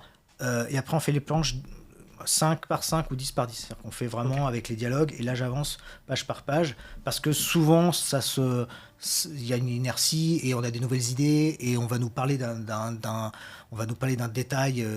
Je me rappelle, quand j'ai fait le pilote à l'Edelweiss, j'étais avec les amis de Memorial Flight qui refont les avions de la Première Guerre. Et j'étais en plein dans le bouquin et tout. Ils me disaient, ah, mais tu sais qu'à l'époque, ils volaient sous oxygène, les mecs. Je fais, pardon, Première Guerre en SPAD, ils montaient à 3000, ils faisaient des dogfights. Au bout, les avions, ils étaient rincés, ils étaient au bout des capacités, mais les gars avaient des masques oxygène. Donc visuellement, c'est complètement dingue. Je dis, mais quoi ça ressemble à un masque oxygène de la Première Guerre? Chez les Français, c'était un truc en toile, pas trop mal. Et chez les Allemands, c'était un tuyau de narguilé dans la bouche, quoi. Et ils n'avaient pas la place pour la bouteille de l'oxygène dans l'avion, donc elle était extérieure. Et effectivement, quand on cherche, quand on sait ce qu'on cherche, on trouve. Et finalement, j'ai trouvé des photos, c'est une espèce de bouteille fichée sur l'extérieur du fuselage, avec un tuyau, et le mec, il avait ça, et il volait comme ça. Et ça, je le mettrais dans une BD comme ça, on dirait, ouais, il est gentil. Non, sauf que ça existait vraiment. Et du coup, ça donne des nouvelles idées de scénario. On se dit, attends, on va l'intégrer dans la BD. Et du coup, ça peut être un truc à la fin. Il tire, il y a une balle qui tape dans la bouteille qui explose. Voilà. Et du coup, ça amène des événements et des trucs. Et la BD, elle est vraiment à géométrie variable et on change à chaque Vraiment, moment. elle vit tout au long du. Voilà. de la Et création. le Grand-Duc, jusqu'à la fin, on ne savait pas quand. On avait une fin, mais ça me plaisait pas. On a changé au dernier moment à la fin. Tome 4, c'était assez calé. Comme Tome 4, c'était bien calibré. Après, c'était un vrai historique, récit oui. documentaire. Donc, voilà, on sait quand ça se finit, malheureusement. Mais voilà, comment le raconter, c'est différent. Voilà, comment raconter la fin. Et puis, faire comprendre aussi, c'est assez compliqué. Faire comprendre un truc technique avec l'histoire de siège éjectable. Voilà, comment montrer. Parce qu'en fait, c'est pas le cinéma où on peut montrer des mouvements. Là, il y a tout un travail aussi de sens de lecture du lecteur. C'est-à-dire où l'œil, il va arriver en haut à gauche, et où est-ce que l'œil va se balader dans la page? Est-ce qu'il va lire la bonne bulle au bon moment? Est-ce qu'il va pas se dire... En fait, quand on a une BD et qu'on dit... attends, non, c'est ça qu'il fallait lire avant. Là, on a perdu le gars. Et le lecteur, il est perdu, il est plus dans le truc. C'est comme, par exemple, dans mes BD, il n'y aura jamais une astérisque, pardon, donc on parle de BD, il n'y aura jamais une astérisque de il faut savoir que le auteur, machin. Non, on s'en fout, ça amène rien. Déjà, si on commence à expliquer ce qu'on dessine, c'est que c'est foireux. Quand je dessine un missile qui part, je vais pas dire voilà, le missile a une portée de. Non, c'est dans la BD et ça coupe pas la lecture. Parce qu'il n'y a rien de pire dans une BD qu'on est là, il y a un truc à lire, c'est là. Non, faut que ce soit fluide, il faut que ce soit fluide et il faut penser double page parce que quand on ouvre une page, voilà, on a en gros deux pages devant soi. Il faut que ce soit fluide dans les 2 pages et que forcément il y a même le mouvement. C'est ça qu'on a dans la BD, le mouvement de tourner la page. Il est important aussi. C'est-à-dire qu'est-ce qu'on met à la page d'avant pour que on dise oh, le mec il a envie de tourner. C'est un cliffhanger que le mec il a envie de tourner, mini cliffhanger à la fin de chaque page de putain ou pas. Okay. Ou pas. Jouer avec le rythme. Et en fait, c'est ça qui est assez génial dans la BD, c'est que tous mes copains artistes qui sont, dessinateurs qui sont dans le milieu de l'art, du dessin animé, de la vidéo, ils me disent franchement, la bande dessinée, c'est le plus complet et c'est le Graal. Parce que déjà, on est tout seul, ou avec le scénariste. En gros, les auteurs sont seuls.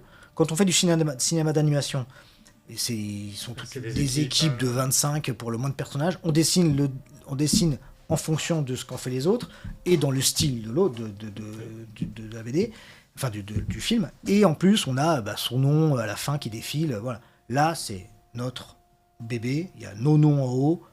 Voilà, on peut pas se planter. Et avec un crayon et une page de papier, on peut dessiner ce qu'on veut. Ouais. On a une force de frappe. Je peux faire une formation de B17. Si c'était à faire dans un film, ça coûterait très cher, quoi. Ou alors, il faudrait... ils ont fait ça dans Master of the Air, mais c'est un peu foireux. C'est tout en CGI, c'est pas... Là. Ça pique un peu les yeux. Ça pique un peu, voilà, c'est un peu dommage. Alors qu'en BD, voilà, on a le monde entier à raconter avec juste une BD de 15 €. Et c'est super pour les gens, voilà, c'est vraiment un média vraiment chouette. Par contre, si on se plante, c'est pour notre gueule. C'est-à-dire que c'est notre nom en haut et voilà. Tu peux pas te cacher derrière une équipe. Voilà, tu peux pas te cacher derrière, j'ai juste fait les bonhommes, moi. On a une remarque très pertinente de... Il y a du monde un peu là, est-ce que ça il y a buzz un peu de monde. De Monsieur Chauve-souris qui dit effectivement que Tomcat est ta seule BD qui n'est pas à géométrie variable. Ouais, c'est vrai. Et voilà, pour le Tomcat, c'est plutôt amusant. Ouais. N'hésitez pas à poser des questions. N'hésitez dans le pas à chat. poser des questions plus techniques, mais bon, apparemment tout le monde... Il y en a qui ont l'air pas mal de connaître ton œuvre, hein. C'est tes fans qui sont là. Ah, cool, coucou les copains. Vas-y, cite-nous un peu, est-ce qu'il y a des copains, vas-y. Après, c'est des pseudos, donc Ouais. est-ce que vraiment... Manifestez-vous dans le chat si vous êtes... Voilà. En tout cas, n'hésitez pas à rester jusqu'au bout. On rappelle qu'il y a une. Il faut que je fasse la dédicace, alors c'est jusqu'à quelle heure là? Ah oui. Alors, c'est vrai qu'on a terminé. on termine notre interview. On va passer maintenant à D'autres, je vais la commencer. micro Par tu me prends chronique stylo, les gars. sur un avion iconique, qui est le sujet de Tomcat, Ouais. le F-14. Alexandre, est-ce que tu peux nous choper un stylo juste à ta gauche là? Ouais. Je peux te choper ça. Et là, est-ce qu'on va le voir aussi? Non, on le va voir ou pas là? Il n'y a pas de caméra là. On Non, n'a pas des mais- caméras partout. ça sera bien. Ça va. Tac, ça sera sûr. Oh, on le voit quand même sur la Attends, caméra grand angle, on te voit un Si. petit peu. Si vraiment, vas-y Nico. Attention. Attends. Ça arrive. Alors, Mais pendant ce temps-là, du coup, Alexandre, une chronique militaire, notre référent militaire pour parler Tomcat, Exactement, c'est alors. parti. je laisse Romain commencer à dessiner. On va parler du F-14 Tomcat, cet avion mythique qui a marqué des générations de passionnés qui ont grandi en regardant Top Gun et USS Nimitz Retour en Enfer.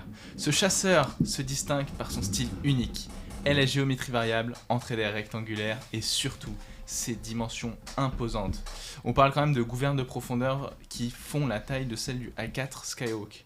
Les ailes du Skyhawk. Oui, totalement. C'est impressionnant. La conception commence en 1968 avec pour objectif de créer un avion embarqué capable de protéger la flotte de bombardiers soviétiques.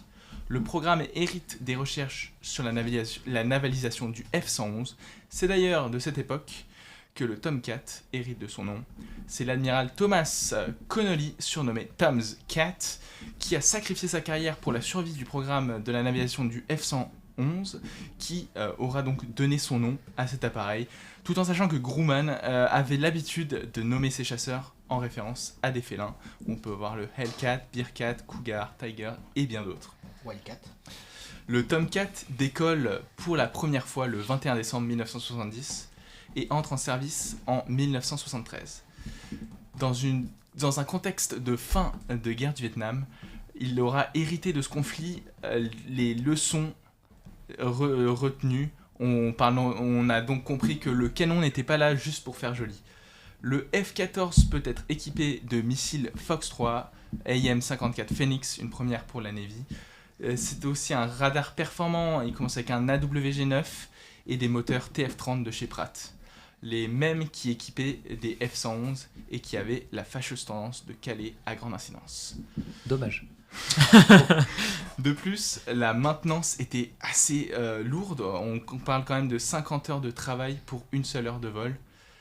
Les erreurs de jeunesse des premiers Tomcats seront corrigées par la suite et il se démarquera sur de nombreux théâtres d'opération, la guerre du Golfe, le Liban, Afghanistan, mais dans des missions plutôt axées sur les frappes au sol et le close air support, bien différentes de celles pour lesquelles il était conçu. L'avion sera produit à 712 exemplaires et volera dans l'US Navy jusqu'en 2006. Aujourd'hui, le seul moyen de voir un Tomcat voler, c'est d'aller en Iran. Mais pour les nostalgiques Un peu de compliqué. ce symbole de l'US Navy, 2 options s'offrent à vous.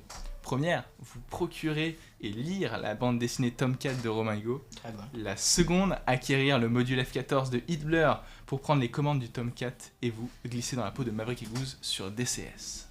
Eh ben, merci à tous. Merci pour Alexandre pour cette cette chronique. cette chronique courte, intense. Et merci à Nicolas pour la petite vidéo qui a illustré Oui. cette chronique. Vous avez pu voir le Tomcat sous tous ses angles.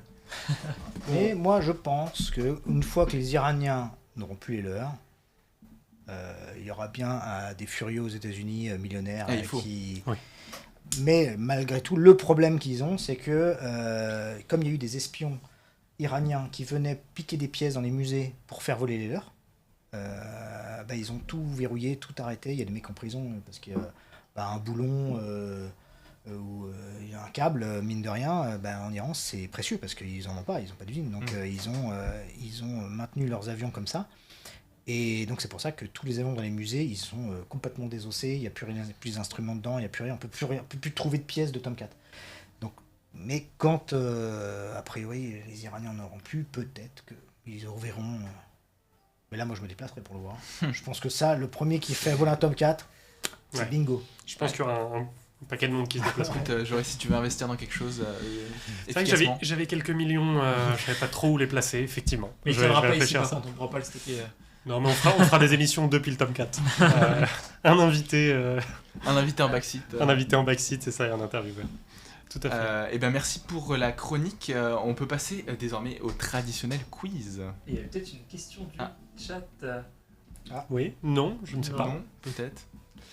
Bon, en tout cas, n'hésitez pas à continuer à poser la question dans le chat. C'est vrai que j'ai un petit Et- peu perdu le chat, j'étais captivé en fait par c'est Et donc, plus qu'une dédicace. Romain qui continue de faire cette magnifique dédicace. Alors, si Nico est prêt, on va pouvoir commencer avec la première question. Je rappelle simplement que le quiz, c'est une question, 4 réponses. Une seule. Et c'est moi qui dois répondre. Eh ben, Ah, ouais, Ok, tout le monde. ok. Tout le monde pour va moi, répondre. Ok. c'est du team building. Ok. Le chat aussi, n'hésitez surtout pas à répondre. Donc, une question, il y en aura 10 au total. Hein. Chaque Ok. question, c'est 4 possibilités et une seule bonne réponse. Ok. On commence par un niveau. Je plutôt tiens à rappeler, crescendo. avant qu'on commence sur le quiz, il y aura une 11e question hors quiz qui permettra, donc au premier qui répondra dans le chat, C'est moi qui réponds. de gagner cette BD qui est en train d'être dédicacée. Et effectivement, ce sera Romain qui la posera. Il héritera de ce Il héritera de Lourd, cette œuvre d'art. de ce lourd tribut. Écoutez, première question, quel est le tout premier avion que l'on voit apparaître dans le premier tome d'Angel Wings? Réponse A, un P-40. Réponse Attends, B, mais c'est moi qui réponds. Non, on répond tous. Mais Ah oui, on c'est connaît vous. pas la Ah ouais, réponse. je Ah, comprenais pas, Nous laisser désolé. une Mais- longueur d'avance parce que potentiellement t'as la bonne Ouais, réponse. réponse B, un C-47. Réponse C, un KI-21. Réponse D, un KI-27.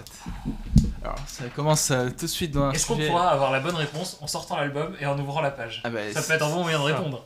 tu veux tenter. Je le prépare, mais. Est-ce que du côté duo Joris Antoine, vous avez déjà une idée sur les 4 Franchement, je suis pas à ce niveau de détail. Alors malheureusement. je l'ai lu, mais Le non. chat, je le saurais chat pas dire. répond B, A. C47, A, B, ça hésite entre la A et la B, globalement. Moi je dirais dans bien le un chat. P40. D'accord. Entre Ville-Coyote, Pierre, Omega X, Le Lorrain. C'est donc. Liam. Ouais, on parle juste ici. Ok, Romain, est-ce que toi t'as la réponse? Bah oui. Bien évidemment. Ah, c'est l'avion dont le longeron a été testé avec des bulldozers et ils ont dit en fait on ne peut pas donner une fin, une durée de vie à l'avion. Ok, ils ont cassé le bulldozer. quoi. Ils ont cassé le bulldozer. Enfin le truc n'a pas bougé. En fait c'est le Dakota. Et le Dakota, Ok. la légende dit ils ont dit on peut pas dire il faut le remplacer dans tant d'années Donc puisqu'il est indestructible. c'était bien la bonne Non, réponse. La réponse B, c'est 47. C47. Voilà. Du Dakota. Magnifiquement dessiné. Hein.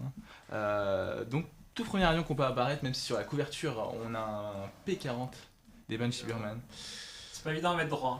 On a le chat qui avait quand même beaucoup de bonnes réponses. Alors, ça hésitait quand même entre le P-40 et le C-47. Mais bravo. On peut passer à la deuxième question. Alors, une question plus axée sur le sujet de Tomcat. Lequel de ces avions n'est pas équipé de moteur TF30? Réponse A, le F-14A. Réponse B, le F-111G. Réponse C, le A-7P.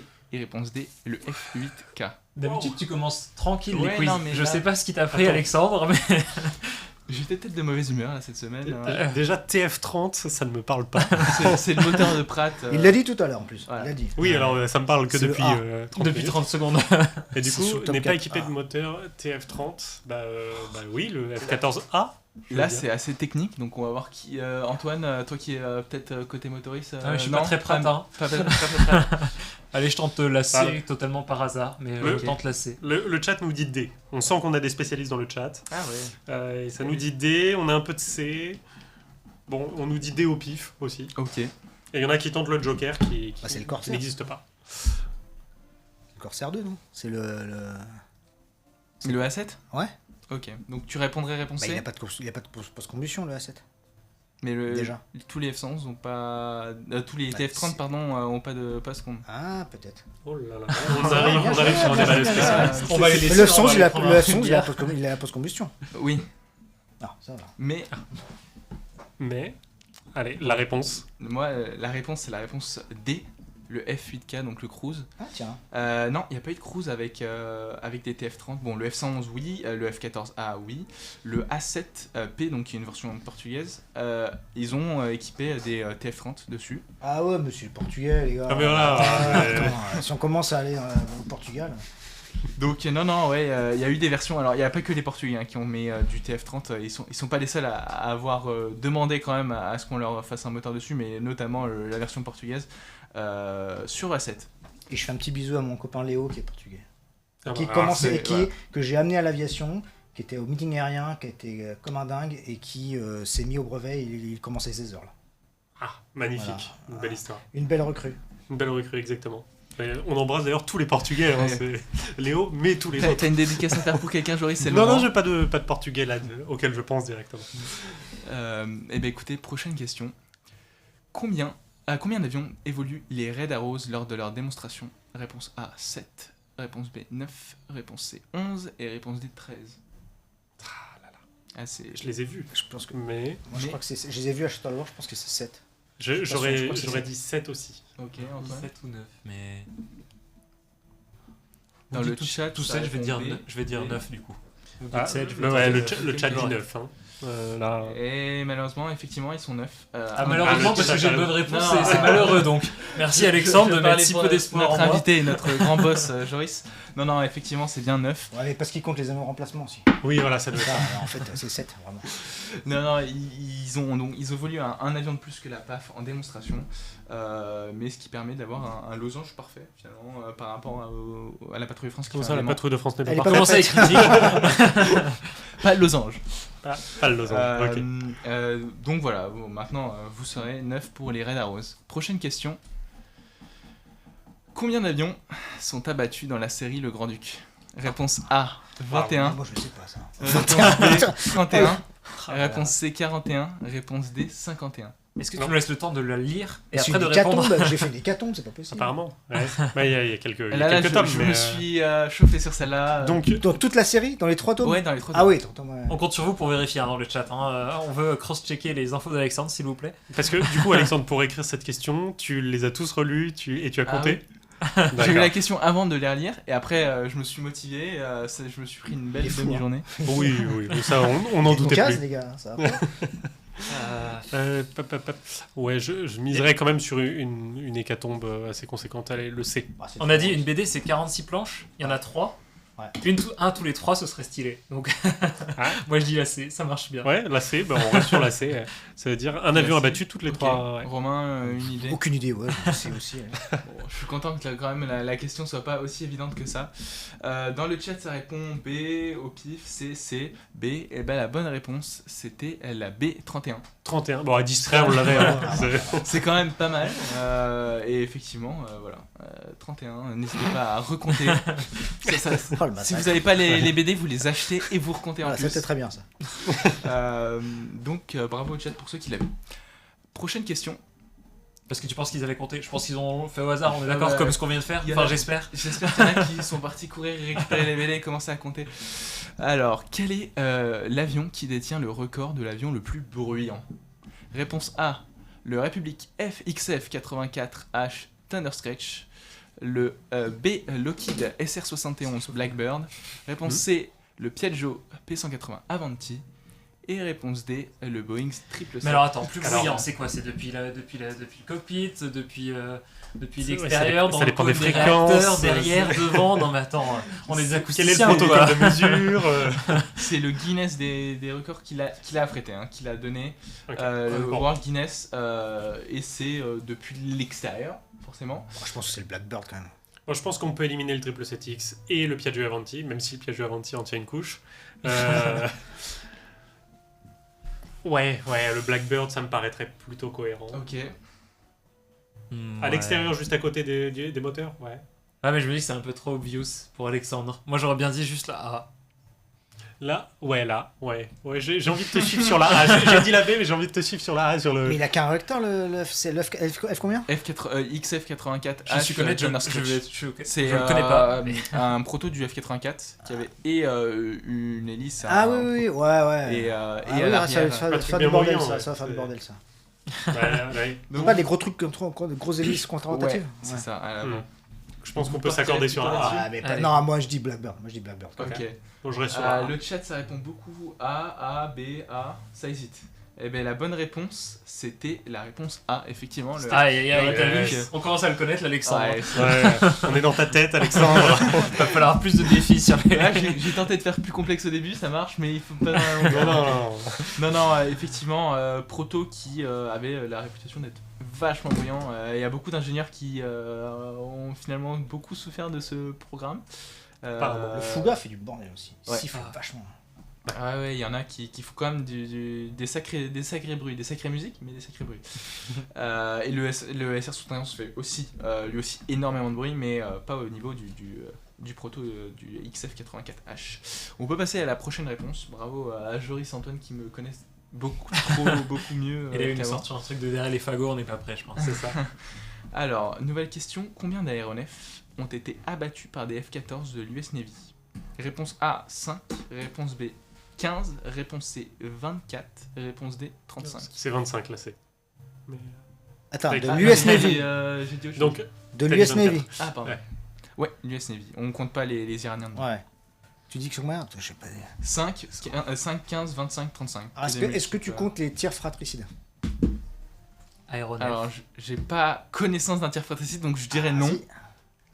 Ah, j'ai pas toutes les informations. Si. Non, c'est que des. Là, sur les. Il y a sur un la gars qui a eu réponse. en entraînement qui a eu la gâchette facile, il a battu un fantôme. Ah, ça, je Même s'il est parti, et intéressant. il Est-ce a battu un qu'il est dans fantôme. les stats, Ah, ouais, du coup Alors on appellera C'était Romain pas la un prochaine fois fantôme pour qui a faire le battu un quiz. fantôme Non, c'était un Tomcat qui a battu un fantôme. Ok. C'était oups. Moi je vais dire la B, 15. Ok. Non, ça me- ah, pff. Mais non, pour moi, il y a les deux Libyens, les deux flogueurs, et le... Ah Ouais, ok. bon. Il y a Pour moi, l'incident en c'était pas 80 en Golfe de Sirte, en 81. En 89, pareil. Donc, deux Sukhoi 22 en 81, deux MiG-23 en 89. Le fantôme tir fratricide, donc ça fait 5. Pour moi, c'est ça. Ok. Des... 5. Ouais, Là, on va suivre le Trop tard, spécialiste j'avais dit du- 15, du mais je F14. m'incline du coup. Liam qui nous raconte 15, on a beaucoup de B, un peu de A, et c'était bien la réponse A, 5. Alors, Alors, attention, Pierre demande est-ce que ceux de Top Gun comptent? A priori pas. Bien joué, bien joué, bien joué. donc non, c'est bien 5. Alors, j'avais pas pris en compte le Ok. F4 dedans. Il y a un hélicoptère qui a été battu. Ah oui, abattu, en guerre du Golfe. Exactement. Ah, il Euh, a dit aéronef on a ou vu il a dit avion? T'as dit aéronef? La Aéronef. question c'est aéronef. Ah, Aéronef, Ah, effectivement, il y a écrit fourbe, aéronef. il est dans au les sein, infos. C'est faux, on est à 6 du coup. Donc on est à 6. Théoriquement. Alors, Ok. Ont été Après- abattus volontairement. Il aurait dû J'aurais dû préciser. mettre victorienne. Voilà. C'est ma faute, c'est ma faute. On peut passer à la prochaine question. Alors, lequel de ces événements ne s'est pas déroulé en 1969? Réponse A, le premier homme sur la Lune. Réponse B, le premier vol du Concorde. Réponse C, le premier vol du 747. Et réponse D, la construction de la première navette spatiale. Moi, je pense que c'est la navette. C'est D, la réponse D.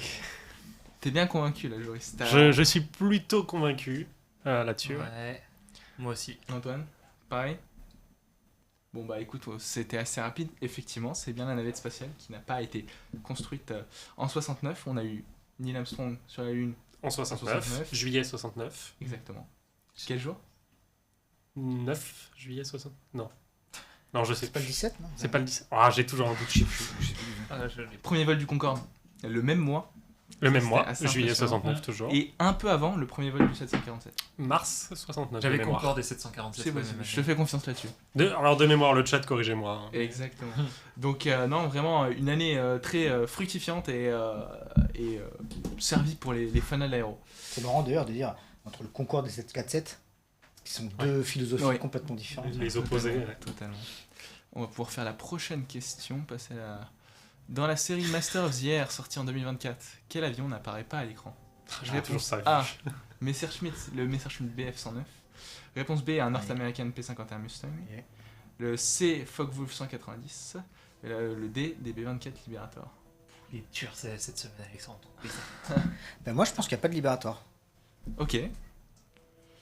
Ça répond... Je suis sûr qu'il y a un P51. ça Focke-Wulf. Oui, non, pas 51, il y a les Red Tails. Donc Moi il y j'aurais a- dit C ou D, mais. A et B, c'est sûr. Ouais. Mais, Oui, A et B, c'est sûr. mais c'est bien C, Focke-Wulf. C, D. C'est bien Focke-Wulf. Allez, je vais dire la C, moi. La C. Ok. Ouais. Moi, je vais peut-être dire la D quand même. Ça Moi je répond dis D. unanimement sur le chat. hein. C'est- Le chat a dit D. Hein. Alors, Ah. il vient d'avoir un C, mais il n'y a que du D, c'est incroyable. Il y a Tom qui est tout seul dans son coin et qui Ouais. dit C, mais effectivement, ouais, que Non, du D. effectivement, c'est bien les B24 qui n'apparaissent pas. Ah. Donc la star du show, c'est le B17.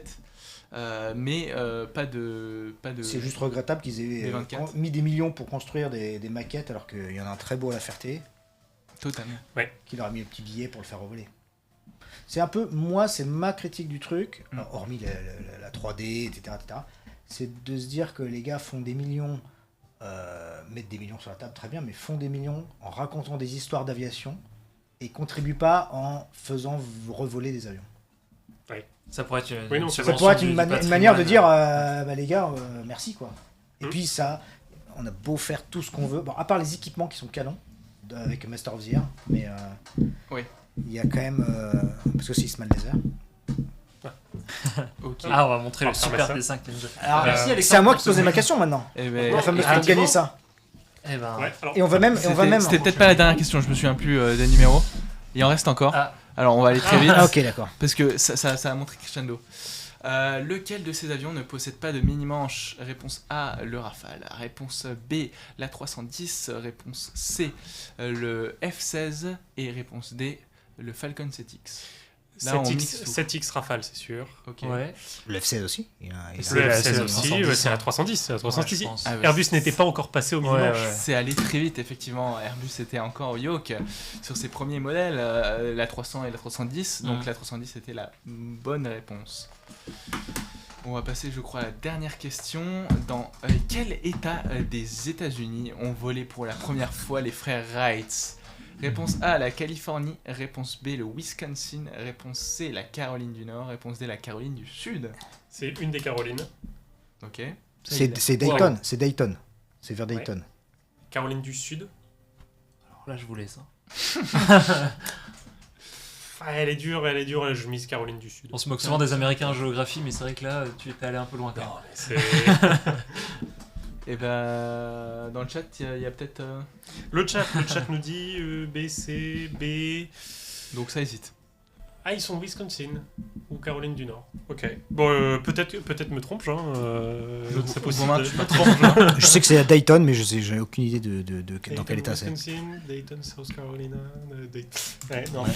Non, Je sais c'est- pas lequel sonne. Bon, la bonne réponse, c'était la réponse C, Caroline du Caroline Sud. du Nord. Du Nord, pardon. Du Nord, Il du faut coup. que j'apprenne à. On l'a pas. Oui, totalement. Et bien, écoutez, merci pour la question les 10 questions du quiz. Maintenant, je laisse ma place à Romain qui va pouvoir nous questionner, nous poser Alors. Déjà, si on peut afficher cette magnifique dédicace qui va vous donner envie d'avoir la bonne réponse. Ah. Non. Non. Ah, il n'y a pas d'image. Il me signale qu'il n'y a pas d'image. Oui, je Il y a pas d'image. Ah, ok. On réessaye. Ah, il n'y a toujours pas d'image parce que le câble vient de se démonter. Ah, c'est vraiment... Ah, Ça arrive, c'est On c'est a les essayé de problèmes de la faire plein technique. c'est d'innovation brouillon, hein, technique, c'est brouillon cette non, mais cette Joris, c'est émission. très bien. On a Voilà, pu. voilà. Ah là là. Ah, voilà. Donc, voilà. concentrez-vous bien. Hein. Dédicacé et vous gagnerez effectivement cette BD. Alors Au celui qui premier. gagne, il donne son prénom, je la dédicace à son prénom. En plus, Bah oui. voilà, tout à fait. Donc, Euh, au premier qui répond dans le chat, Est-ce que vous êtes prêts? Quel est le nom de la personne qui a inspiré l'ingénieur en tactique Charlie Blackwood dans Top Gun? Quel est le nom de la vraie personne qui a inspiré ce personnage? Parce que c'est inspiré d'un vrai personnage, Oui. d'une femme, et qui était en plus toujours juchée sur ses escarpins et qu'on entendait dans les couloirs de la base de Miramar. Alors là, on attend le petit La Samouline, la Samouline, là, je- la Samouline. Ceux qui En ont... attendant, je cherche la réponse dans la BD. Attention. Est-ce Ah, que- c'est silence radio, ça fait moins les mains. Ah, ça cherche Google, là. C'est Google. Ouais, là. parce que je peux Google. rapidement sortir mon portable et essayer de la gagner. William, on attend une femme, Une femme, oui, plutôt une femme plus qu'un homme, je pense. Ah ouais. a priori. Alors, Ah on ah. a Liam qui répond Fox. Ouais, Christine Fox. Oh là Christine là là Fox, oh là là là, magnifique. Liam qui a été très rapide. Liam, L-I-A-M. L-I-A-M. Exactement. Liam. Bah, après, qui vous contacte pour l'envoi de la BD. Voilà, Liam, n'hésite pas à nous envoyer ton Un adresse. petit- voilà, c'est ça. Euh, Fais-nous signe, Liam. tout à fait. N'hésite pas. Bravo à Liam qui a gagné cette BD. Voilà. On en reparlera. Il y aura aussi une autre BD à gagner plus tard dans le mois de novembre. Exactement. Tout à fait. Le 16 novembre pour être précis. Mais ça, on vous en reparle juste à la fin de l'émission. Avant. Avant de finir le dernier aspect Fast and Furious, Antoine Alors, va nous faire ouais, son Est-ce que magnifique. tu es prêt, Robin? Allez, go. Alors, je rappelle, ça va être des questions avec 2 possibilités de Tac au réponse. tac. S'il y a une chose que t'as pas envie de répondre, t'as le droit à un joker, y a pas de souci. Mais on va essayer d'être rapide. T'es prêt? Go. Alors, c'est parti. Plume ou crayon? Crayon. Hélice ou piston? Bah, Hélice. Se documenter avec des photos historiques ou des récits de pilotes? Photo historique. Top Gun ou les Chevaliers du Ciel? Top Gun. Top Gun. Hop, hop, hop, hop, malheureux. Keeper L4 Grasshopper ou PA28 Archer? Ah, Grasshopper. Triptyque ou série? Bah, un triptyque, c'est une série. Non, mais une série plus un longue. triptyque. Ok. Meeting de la Ferté ou Melun? Ferté. Gribouillage ou mise en couleur? Gribouillage. Mirage 3 ou C160? C'est 160. Couleur directe, colorisation? Colorisation. Élégance ou caractère? Élégance. Bon voilà, c'est tout. Oh là On là, a répondu tu tac, t'en tac. es bien sorti, On a essayé de trouver un mix un petit peu entre l'aéronautique, Ouais, les nickel. techniques de de dessin. Non, pas mal. Bah, pour clôturer cette émission, parce que je pense que ça fait déjà un bout de temps qu'on est tous ensemble, et puis on va te libérer. On te séquestre depuis plus d'une heure et demie. On va pouvoir passer aux recommandations. Alors, je propose Alex, que tu De commences. commencer Ouais. Bah, Rocco, ça sera peut-être pas original cette semaine, mais elle est juste là. J'ai envie de vous recommander le Fana. Donc, le Fana de l'aviation. On a Romain qui illustre certaines des couvertures. Et c'est vraiment une revue pour tous ceux qui sont passionnés ou qui adorent, avec plein de récits. Ça parle vraiment beaucoup axé sur l'aviation historique et militaire, mais toujours un plaisir de recevoir. Si je peux en Fana placer sur une, moi, c'est le fanat de l'aviation qui m'a fait. J'aimais déjà les avions, mais qui m'a passionné qui m'a fait aimer l'histoire de l'aviation.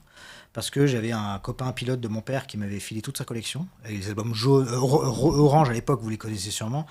Le premier, il date de 76 quand même, donc c'est pas jeune. Et je les ai tous lus, relus, et je me suis inspiré souvent d'anecdotes où je me dis, tiens, je me rappelle dans le Fana 203, il y avait un truc sur Marseille, Anne Suré de Marseille, sur BF109, machin. Voilà, c'est ma base de la culture aéro. Et j'ai commencé à dessiner pour les couves dans les années 2005 ou 2006. Et depuis, j'ai jamais arrêté parce que pour moi, c'est vraiment mon bébé. C'est une équipe super, ils sont top. Là, ils ont fait un gros dossier sur la sortie du tome 4 où carrément, ils ont fait tout le Fana est sur le tome 4. Donc, c'est super sympa.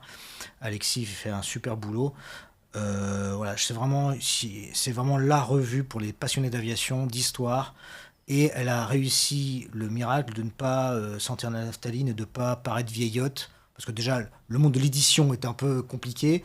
Et on peut lire un Fana, on s'embêtera jamais, on apprendra plein de trucs de fou. C'est très pointu, tout en étant vraiment accessible et très sympa. Eh ben, je crois que tu l'as encore Je mieux te l'ai vendu, bien vendu. Alexandre, Parfait, beau compliment. alors que c'était sa recommandation. Antoine, ta recommandation? Eh bien alors moi, pour ceux qui suivent Jumpseat assidûment, vous avez pu en entendre déjà parler, mais bon, pour ceux qui n'auraient pas vu passer cette info, moi je vais recommander un spectacle de Gaël Brinet, qui donc est magicien et qui fait apparaître un Alpha Jet de la patrouille de France sur scène. Donc voilà, le nom du spectacle c'est Pilote de l'illusion. Donc ça va y avoir une tournée dans toute la France qui va commencer fin novembre. Et donc je vous recommande aussi d'aller voir son émission il a été reçu sur le plateau de Jumpseat il y a quelques temps. Par contre, je crois que j'ai mal compris ta phrase. T'as dit il fait apparaître un Alpha Jet sur scène. Exactement. Mais ça Ok. s'appelle Mirage, c'est bizarre. Non, mais c'est un C'est- Alpha Jet. Non, vraiment, c'est l'idée. Bah écoute, très curieux. faut que j'aille voir sur place, j'aurais Et c'est fin novembre, il y a une date à Paris, et après il y a plusieurs dates dans d'autres villes. Et justement, les pilotes de patrouille de France ont pu voir le show en exclusivité il y a déjà quand même pas mal de temps. Et voilà, c'était un petit peu pour leur rendre hommage. C'est un passionné d'aéronautique et un magicien, donc il a voulu lier les deux. Et donc voilà, je vous recommande ce spectacle pour ceux qui n'auraient pas vu passer ça qui n'étaient pas connectés à Jumpseat. Non. Eh ben, merci De pour l'émission. cette recommandation. Romain, Dondo, est-ce que tu as quelque chose à nous recommander Bah, au-delà je de vais, ta je vais BD? vendre ma soupe, mais c'est vrai que j'ai envie de parler de la collection que je suis en train de faire avec Barnstormer. C'est des passionnés, on revient, on est allé ensemble au meeting aérien de Santa Maria en Californie, on s'est régalé, c'est des copains. Ils ont atteint un niveau, on va dire les erreurs de jeunesse de la marque sont passées, ils ont atteint un niveau de qualité de tout est français, tout est fait ici, c'est pas des t-shirts qu'ils j'achète n'importe où, voilà, ils ont le tissu, ils fabriquent eux-mêmes, ils font tout. On a une vraie complicité parce que c'est des vrais passionnés. Et on a toute une gamme qui va arriver là pour Noël complètement dingue. J'ai vu là, les casquettes, c'est une tuerie. On a des foulards en soie, on a des pulls, on a des t-shirts, on a des blousons, les blousons tabassent. Et franchement, voilà, c'est pas pour vendre ma soupe, je m'en fiche, mais c'est vraiment des trucs. Ça fait plaisir de voir des gens qui mettent du cœur à l'orage de faire quelque chose de chouette et il n'y a pas de, on va dire, de plan marketing à faire du fric. Non, c'est vraiment une bande de passionnés qui ont plein d'idées super et en plus humainement c'est des super copains, ils sont vachement chouettes à vivre en meeting, c'est génial. Voilà, donc, allez les voir, ils ont plein d'autres choses, pas que mes produits, hein, mais ils ont plein de choses vraiment super. Ok, bon. Message Encore une passé. fois, vraiment, Message avec- passé, tu Ouais. nous l'as aussi bien vendu. Alors, normalement, Ville Coyote 49, les questions sont terminées, fallait se réveiller avant. Mais, petite exception, qui te demande, Romain, pourquoi tu ferais pas une BD sur toile de fond Desert Storm? C'est plein d'histoires. Sur Desert Storm. Desert Storm. Storm. Ça doit être Storm. Storm. Je Ouais. pense que c'est Ouais. Storm. Il manque un M. Ouais. Desert Storm, tout à fait. Voilà. Petite Oui, idée bah, de Ville Coyote. En fait, il y a plein de mecs, à chaque fois, ils veulent leur idée de trucs. Ouais, Ils disent, c'est ça. attends, tu sais que Ils mon veulent leur grand-père, BD. machin, leur BD avec le sujet qui les intéresse. Desert Storm, ça doit être très intéressant. Déjà parce qu'il y a du tome 4, donc ça c'est cool. Je peux pas tout faire. Pourquoi pas? Je pense qu'il y a plein de sujets, parce que c'est quand même la guerre en Irak, c'est quand même pas une guerre super. On va dire, Pas le sujet le plus léger. Ouais, c'est pas le sujet le plus léger, c'est pas le sujet le plus facile à traiter. Et je pense qu'il y a d'autres sujets de guerre un peu, on va dire sale, je dis pas qu'il y a des guerres propres, mais de guerre qui se finissent avec un très lourdes histoires, c'est plutôt la guerre d'Indochine. Ça, c'est un sujet qui pourrait m'intéresser. J'y ai pensé, je le garde sous le coude. J'ai un copain qui va faire une très belle BD qui sort sur le sujet, sur l'aéronaval pendant l'ado. Olivier Daugé, qui sort ça aux éditions Paquet, il est en train de travailler dessus. C'est les Corsaires du ciel, je crois, ça s'appelle. Donc voilà, le sujet est très intéressant. Moi, j'avais l'idée de faire un pilote de Bearcat, parce que je trouve que l'avion est hyper beau, qu'ils étaient finis, ils étaient rincés, ils étaient crades, c'était vraiment... tout était vraiment dur dans le sens des opérations, et même les avions, les pilotes, tout le monde était à rude épreuve, tout en ayant une espèce de reste colonialiste de salons, de soirées tout en blanc, dans des belles maisons, et en même temps c'était une guerre horrible. Enfin là, il y a un truc intéressant à faire. Mais bon, des instants, pourquoi pas. Ce qui serait intéressant, par contre, c'est l'histoire des Jaguars. Les Jaguars qui ont bombardé un truc complètement débile. Ils sont arrivés au pire endroit où il fallait, ils ont bombardé, ils se sont pris des missiles et des balles de partout. Ça, c'est un truc Peut-être un truc à faire, ouais. bien fait. Effectivement. Bah, à suivre, on verra dans les prochaines années, effectivement. On finit avec toi, Joris. On finit avec Dernière ma reco. recommandation, tout à fait. Alors moi, je vais vous recommander un événement qui a lieu ici, organisé par nous-mêmes, hein, je vends moi aussi ma soupe, le 16 novembre prochain à l'Aéroclub de France. Un événement, donc vous voyez l'affiche, hein, de l'aventure à l'innovation, et on va recevoir plein d'aventuriers au sens très large. On va avoir des astronautes, des pilotes d'essai, on va avoir des aventuriers un peu plus les pieds sur terre, on va dire. Beaucoup d'invités qui vont faire donc l'après-midi des conférences. On va un petit peu les interviewer, aller leur poser les questions un peu dont on a envie qu'ils parlent. Et puis le matin, pour ceux qui sont également disponibles, donc c'est un samedi, hein, normalement tout le monde est dispo. Donc l'après-midi, les conférences, le matin, un grand quiz aéronautique, alors un petit peu un condensé de tout ce que nous a fait Alexandre sur cette dernière année, avec de nombreux lots à gagner. Alors, sans trop spoiler, le plus gros lot, c'est un baptême de voltige, ce qui est quand même plutôt sympa. Également une BD de Romain à gagner. Plein d'autres choses. Donc n'hésitez pas, inscrivez-vous. Toutes les infos sont sur notre site internet, hein, capsurlavenir.com.